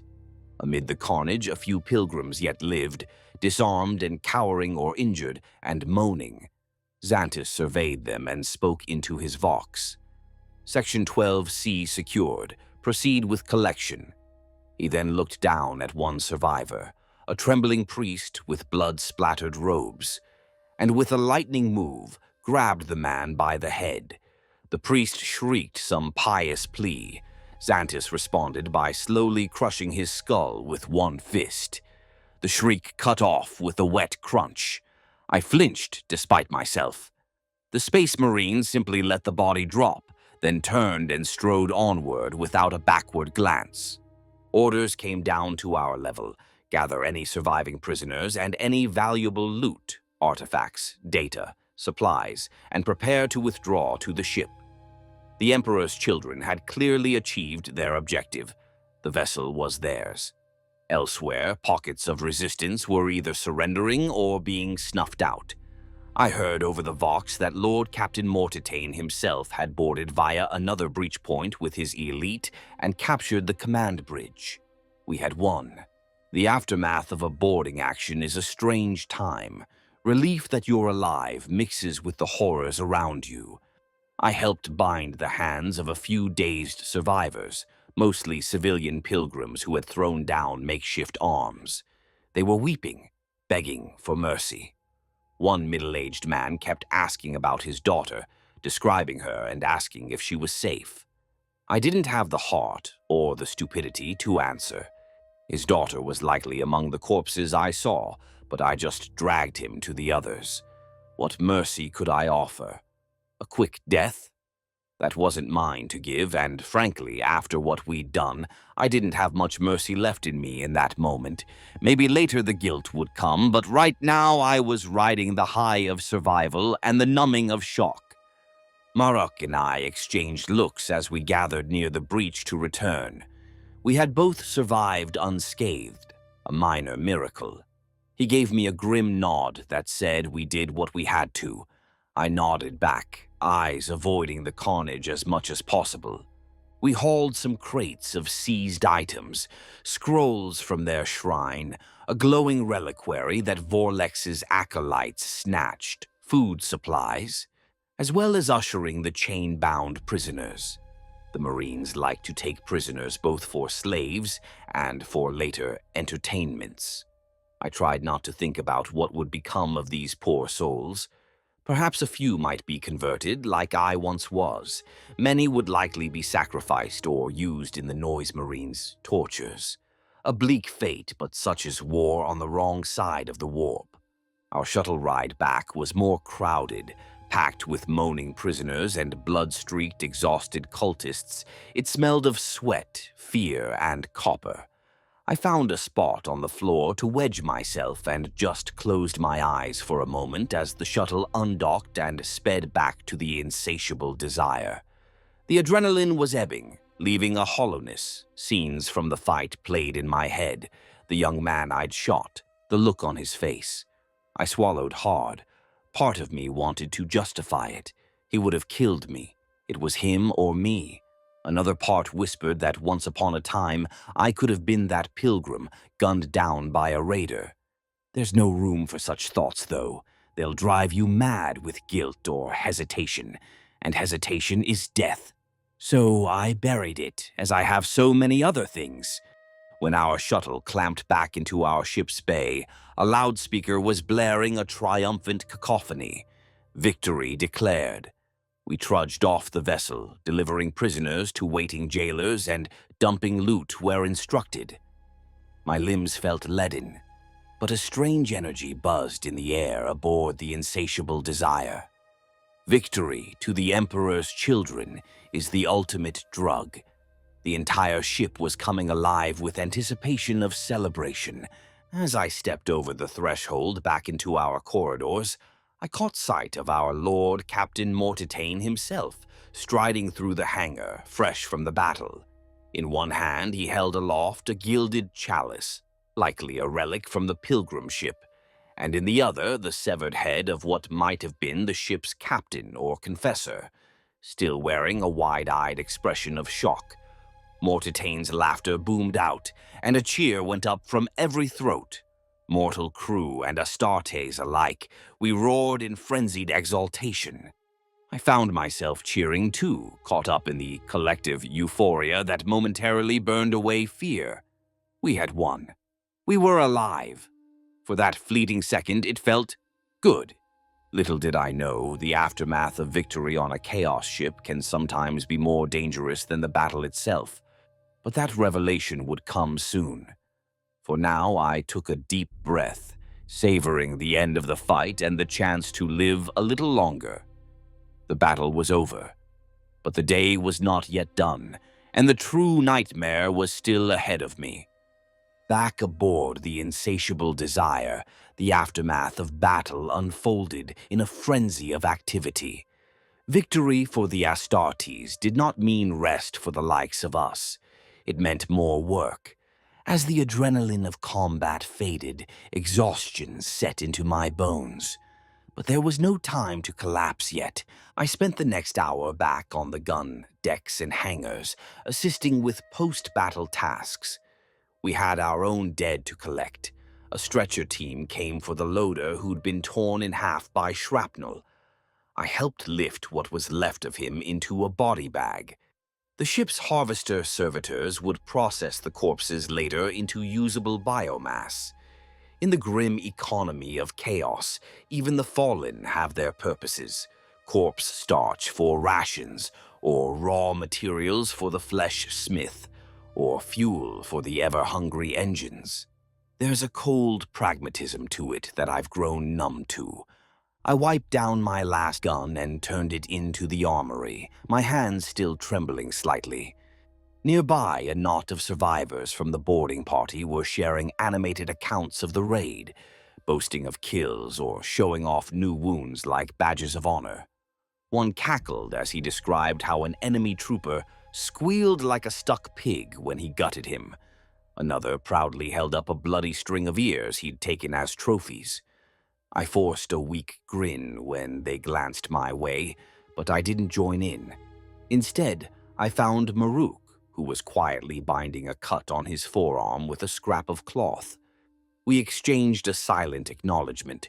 Neither of us felt like celebrating in that crude way. We were just thankful to be breathing. Over the ship-wide vox came a cascade of announcements, reports of minimal damage to our vessel, only superficial hits, a testament to either our gunnery or the enemy's poor aim. Casualty lists being tabulated, dozens of our human crew dead, a handful missing, presumably spaced or lost in warp translation jolts, and mercifully no Astartes fatalities this time. Those names rattled off included a few I knew in passing. Cyril's name was among the dead. I paused, shutting my eyes. He had apparently been shot through the throat in another section during the boarding. I recalled his nervous smile and his curious questions before battle. Now he was just another statistic to log and another corpse to harvest. I felt a pang in my chest, but I steeled myself.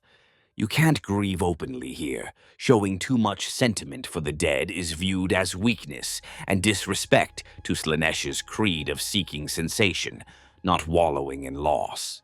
About an hour after the battle, the tone on the ship shifted.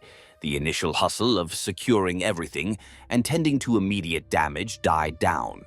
The prisoners were corralled into holding pens, guarded by cackling cultists, and even a summoned daemonette or two to keep them cowed. I caught a glimpse of one lithe, otherworldly shape prowling along the top of a cage and quickly looked away. The last thing I needed was to draw a daemonette's attention outside of a controlled ritual. The spoils were being catalogued by our tech scribes. Then came the announcement we all both anticipated and dreaded. All crew, all ranks, assemble in the grand auditorium. Mandatory attendance by order of Lord Captain Mortitane. A celebration of victory shall commence shortly. A collective murmur rippled through the corridors at that. Some crew whooped in excitement. The newer ones, or the genuinely fanatical who looked forward to these grotesque revels. Others, like me, felt a knot of apprehension. A celebration on an emperor's children's ship is rarely a simple party. It can be a sensorial extravaganza or a nightmare, often both. Regardless, disobedience was not an option. Skipping the victory gathering would be noticed and punished severely. So we went, tromping in our fatigues still stained with blood and smoke, pushing toward the heart of the ship along with hundreds of others from all decks. As I walked, fatigue hit me hard. My legs were leaden, and every bruise and scrape from the day's work and battle now flared with pain. I wanted nothing more than to collapse in my bunk and sleep for a week. But instead, here I was, trudging off to effectively clap and cheer as our masters indulged in their victory high. Marek fell in beside me in the flow of bodies. Under his breath, he said, "Keep your head down in there, friend. These celebratory ones, you know how they get." I nodded. Oh yes, I knew. A victory celebration could mean anything from forced participation in a raucous orgy of excess. No, that's not as fun as it sounds when it's at the whims of sadists and demons, to being compelled to join a chanting choir for hours on end until your throat is raw and bleeding, to random acts of sacrifice or violence staged for amusement. The worst part, you never can predict exactly what will happen. One time, after a minor skirmish, the Noise Marines hosted a concert where they made a group of us form a human pyramid and sing praises of Slaanesh. Each time someone fell out of tune or collapsed, they were disintegrated by a sonic blast, until the last remaining terrified few were rewarded with narcotics. Another time, the celebration involved distributing a potent drug in our drink rations, sending many into hallucinatory frenzies. Some crew tore each other apart in ecstatic delirium to the roaring laughter of the Marines. So yes, head down, try not to draw attention. That was the plan. We reached the grand auditorium's immense doors, gilded and carved with lewd and violent tableaus. The doors stood open, and inside was madness beginning to take shape. The auditorium was already packed, with a sea of human crew filling the lower stalls and balconies, while on the dais and in the ornate boxes above, the Astartes and favored officers were gathering.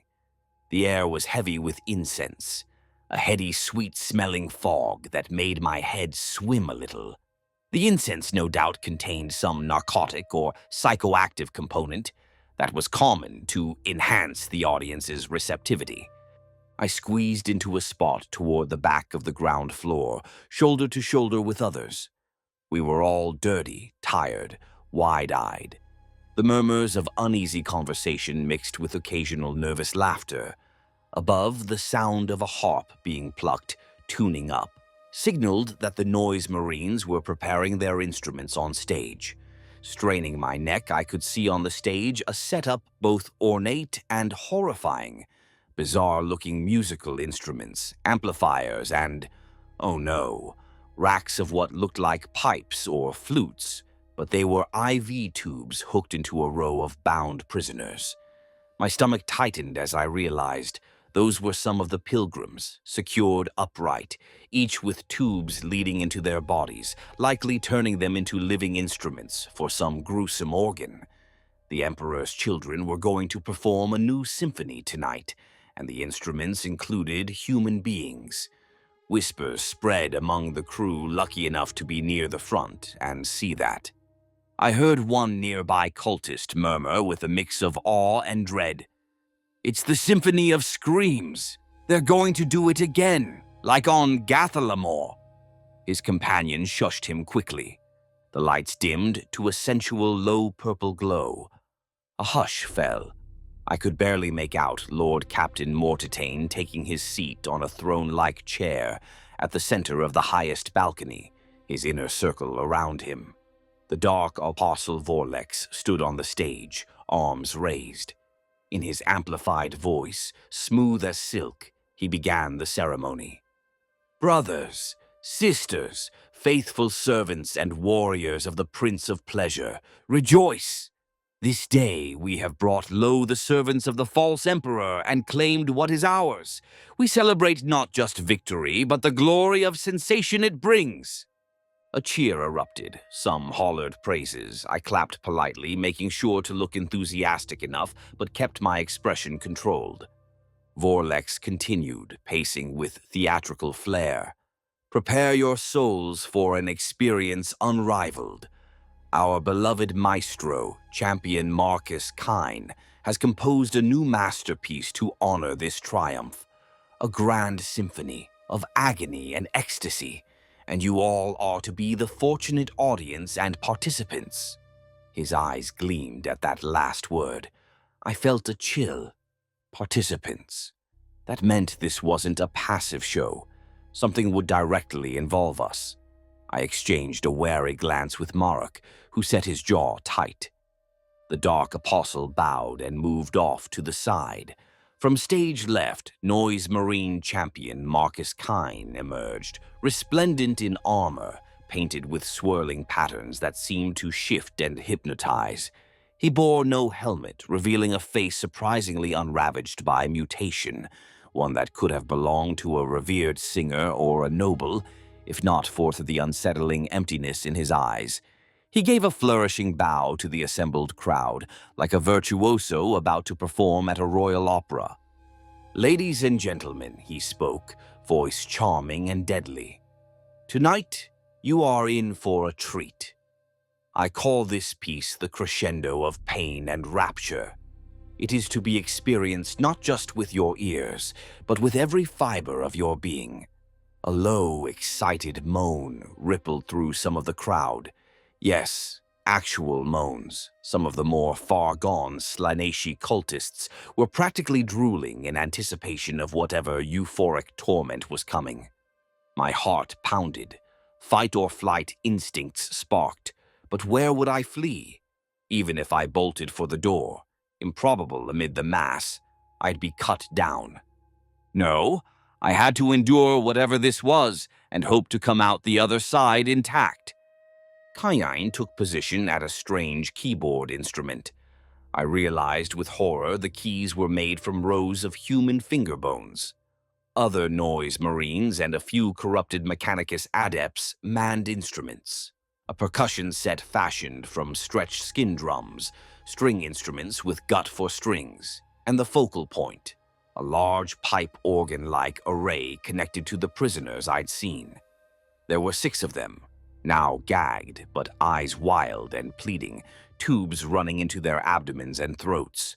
With a nod from the maestro, the performance began. It started softly, a haunting melody from the bone keyboard, minor key, sending a shiver through the hall. The string instrument joined, a keening note that made my teeth ache slightly. It was eerily beautiful at first, and I found myself breathing slowly, entranced despite my fear. Then the volume rose. A bass from the skin drums pulsed, and the organ of the damned came in, each note apparently produced by forcing air or blood through the victims on those tubes. When the organ wailed, it was human screaming, harmonized, distorted, but unmistakably the sound of mortal voices in prolonged agony, woven into the melody. The effect was immediate and visceral. Many crew gasped or cried out, some doubling over as if punched. My own vision swam. It was as if the sound went beyond hearing and vibrated inside my skull, inside my very core. The music swelled, faster, discordant, then resolving into an almost ecstatic harmony. Lights danced and shifted color with the music, painting the auditorium in waves of hues that played tricks on the eyes. I saw afterimages and shapes that weren't there. The incense thickened the air, and I realized it had psychoactive properties. Under its influence, the music didn't just enter through my ears. It felt like it was crawling under my skin, electrifying my nerves. Around me, reactions varied. Some crew members were weeping openly, a mix of joy and terror on their faces. Others were laughing hysterically or convulsing as the sonic assault overwhelmed them. A few had gone completely catatonic, eyes rolled back, drooling in bliss or shock. I felt alternating waves of nausea, fear, and a strange euphoria washing over me. My heart raced in time with the drum beats. It was terrifying. I wanted it to stop, yet a part of me was seduced by the ghastly beauty of it. As the symphony built toward what felt like a climax, the noise marines amplified their output. The screams from the organ grew louder. The poor victims were likely experiencing unimaginable pain, being literally played like instruments. A couple of them went silent, either dead or mercifully unconscious, but that only changed the tone, not the intensity. Kyne's face was ecstatic, fingers flying over keys, every movement sending new torturous notes into the ether. Then, through the insane tapestry of music, I sensed something else. A pressure in the air, a presence, the warp. They were channeling warp energy with this performance. It wasn't just a concert, it was a summoning. My dulled survival instincts screamed somewhere in the recesses of my mind. Something is coming. I glanced around at the crew. Many were too lost in the sensations to notice, but some of the more sober, or perhaps unlucky, had expressions of dawning horror as they also felt it. The dark apostle Vorlex at the side of the stage was chanting in counterpoint to the music, tracing symbols in the air that glowed with purple fire. The climax hit. The music reached a fever pitch, a dissonant, excruciating pinnacle of sound. All the lights turned a blinding white, then ultraviolet. I clenched my teeth, a scream of my own caught in my throat. In that exact moment, a rip in reality opened above the stage, a tier of shimmering, color-shifting light, a warp portal. From its spilled shapes, silhouettes of unnatural grace, daemonettes, dozens of them, perhaps more. The lesser demons of Slaanesh leapt and twirled into the auditorium like dancers in zero gravity, their laughs and shrieks melding with the music. The crew roared, some in adulation, some in fresh terror. At first, the presence of the daemonettes seemed choreographed, part of the show. They pranced through the air, landing among the audience gently, caressing terrified or enthralled crew as they passed. I saw one run a claw tenderly down a crewman's cheek. He shuddered in what looked like rapture until, with a flick of her wrist, she took his face off in a spray of blood. She licked her claw, giggling. The man, so high on whatever he'd been feeling, didn't even register that he was dead as he collapsed. And then pandemonium truly broke out. The daemonettes were not under strict control, or perhaps that was the plan all along, to let them loose to heighten the performance. They began to slaughter and indulge. Crew members screamed and scattered, the spell of the music finally broken for many as survival instinct kicked in. Some frenzied cultists welcomed the demons, throwing themselves at their feet in supplication, only to be torn to shreds or worse, carried off as playthings.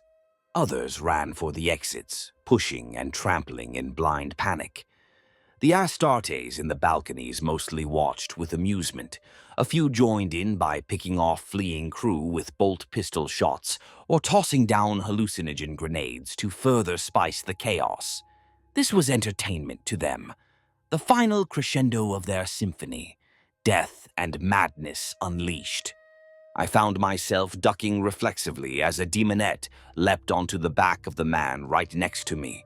Her form was perversely beautiful and horrifying, feminine yet demonic, skin opalescent, a halo of writhing tendrils around her head, claws like ivory scythes.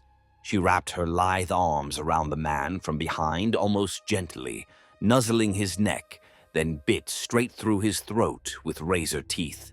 Hot blood sprayed across my face and chest. I recoiled, slipping in the gore-slick floor and falling onto my side. The daemonette's 6 glowing eyes fixed on me next as her previous victim gurgled and went limp. She tilted her head, smiling with a mouth full of dripping blood. "Dance with me," she cooed, voice echoing directly inside my skull, sweet as honey and utterly malicious. My survival instinct roared back to life. Fighting was impossible. I'm no match for a demon. Flight it was. I scrambled backwards on all fours, kicking against the legs of fallen or thrashing crew to push myself away. Her claw slashed at where my leg had been a half-second earlier, slicing deep into the floor plating and leaving smoking grooves. I got to my feet and ran, not even sure where, just away from her. Bedlam surrounded me, bodies, screams, flashes of gunfire as some armed crew tried futilely to battle the demons. I shoved someone out of the way, sorry, whoever that was, and half-tripped over another body. In the confusion, I glimpsed Maruk maybe 10 meters away, swinging a piece of broken bench like a club at a daemonette, trying to protect a younger crewman behind him. A claw severed his prosthetic arm clean off. He bellowed in rage and kept hitting the demon with the stump, unbelievably. I lost sight of them as panicked people pushed between us. I didn't see where the daemonette who'd targeted me went, perhaps distracted by a tastier victim. But I wasn't about to wait and find out. My only thought, get out of the auditorium. Hide. The main exits were clogged with a crush of bodies and blocked by a couple of demons gleefully massacring those trying to flee. Not an option. I spied a side service door behind a heavy curtain, one used by stagehands or servitors. That direction was relatively clear, likely overlooked in the chaos. I bolted for it, adrenaline lending me speed I didn't know I had left. Another crewman apparently had the same idea. He got there just ahead of me, yanking the door open. As he rushed through, a daemonette pounced on him from the shadows beyond, tackling him out of sight. He managed a short, cut-off scream. I skidded to a halt. That way was death too. Heart pounding, I pivoted and dashed toward another possibility, a maintenance hatch in the rear corner of the hall near the floor. It was small, likely leading into the crawl spaces and utility conduits. Crew sometimes use those to move unseen or escape punishments. If I could squeeze in and seal it behind me, maybe the demons wouldn't bother chasing into such tight metal tunnels. I half slid, half crawled to the hatch. My blood-slick hands fumbled over the latch mechanism. It was unlocked. Praise whatever shred of mercy existed in this hell. I yanked it open. The crawl space beyond was pitch black, a narrow metal tunnel about a meter high. Without hesitation, I dove in headfirst, then twisted around to slam the hatch shut. Just as I did, I saw that daemonette who had spoken to me a minute before. She was only a few meters away now, eyes scanning for prey. I caught a glimpse of her tilting her head as if sniffing or hearing something, perhaps hearing me. Our eyes met through the gap for one terrifying split second. My breath caught. Then I pulled the hatch closed and spun the wheel lock until it jammed. Darkness. The sounds of slaughter muffled outside the thick panel. I was in the maintenance conduit, safe for the moment, at least from the immediate rampage out there. And that brings me to where I am now, curled up in a shaft in near total darkness, adrenaline still coursing, ears ringing, blood, mostly not mine, drying on my skin, trying desperately to stay silent. Outside my hiding place, I can still hear the distant muffled echoes of the celebration. Screams, laughter, the faint thrum of that unholy music continuing, and the occasional thunder of a bolter. It's been maybe minutes or hours. Time is strange in moments of fear. I've remained completely still, hardly daring to breathe. Periodically, the ship reverberates with heavy footsteps or shrieks. Signs that the daemonettes are still on their spree, or perhaps being rounded up by our sorcerers now that their purpose is served. I don't know which. I do know I heard at least one Marine bellowing orders to banish the demons after a time, likely once enough of their own people had been culled for fun. Trust the Emperor's children to treat even their victory celebration as another chance for indulgence at our expense. I strained my ears at every sound. That is when I heard her, the daemonette, slinking nearby, cooing a little tune to herself. She's the one I described at the very beginning of this tale, the one hunting for survivors in the corridor just outside this hatch, drawn by the lingering whiff of fear and life. Of me. I went silent, praying she wouldn't find me. Through a tiny slit in the hatch, I glimpsed her pale, sinuous form moving past, illuminated by strobing emergency lights. For now, she seems to have slipped away, perhaps drawn to other noises. And so here I remain, trembling, recounting to myself how I ended up in this situation, perhaps to keep myself sane. It's ironic, surviving a battle only to nearly die at a party. But that's the reality of daily life on a chaos ship. One moment you're loading shells, the next you're fleeing demons unleashed by your superior's idea of entertainment. I take a shuddering breath, wiping cold sweat from my brow. The sounds outside have died down somewhat. Maybe the show is over. Maybe the demons have been banished or satiated. The absence of shrieks is almost as jarring as their presence was. I think of Marok, of others. Did he make it? I doubt it. He might have been one of those I heard scream during the final act. There's no way to know yet. If he's gone, that's another friend devoured by the madness. At this point, I'm physically and mentally spent, but I must move. I can't hide in this vent forever. Eventually, some maintenance servitor or patrol will check these spaces, and if they find me skiving off, I might be accused of cowardice or failing to attend the celebration. Ironically, a capital offense. I have to slip back out and pretend I was with the survivors that weathered the festivities in plain view. Carefully, I inch the hatch open just a crack and peer out. The auditorium is quieter now. Bodies litter the seats and floor. Emperor's mercy. So many bodies. Blood is everywhere, painting the ornate murals pooled on the stage. The place looks like a cross between a grand opera house and a charnel pit. A few figures move about. I see some servitors already beginning cleanup, and a couple of human medicae trying to help the moaning wounded. No sign of daemonettes, presumably banished or dissipated when the ritual ended. The surviving Astartes have likely withdrawn to their own quarters, sated and disinterested now that the show's over. I steel myself and slide the hatch open all the way. Climbing out, my legs wobble. I stand among piles of the dead and half-dead. The air reeks of blood, burnt flesh, and that damned sweet incense.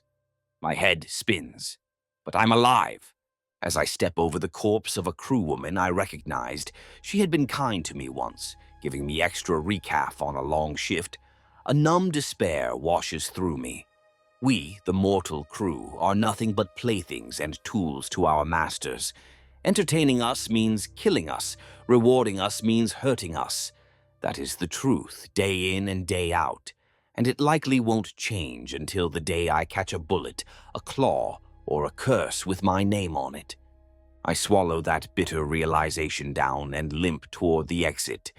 My bunk calls, or what's left of my bunkmates, to check on, if any still draw breath.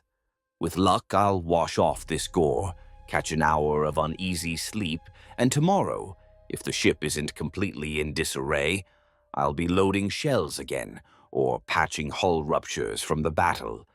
As if this horrific night was just a bad dream. But the aching in my bones and the sticky blood on my skin remind me it's all too real. This is my life. This is daily existence on a chaos ship.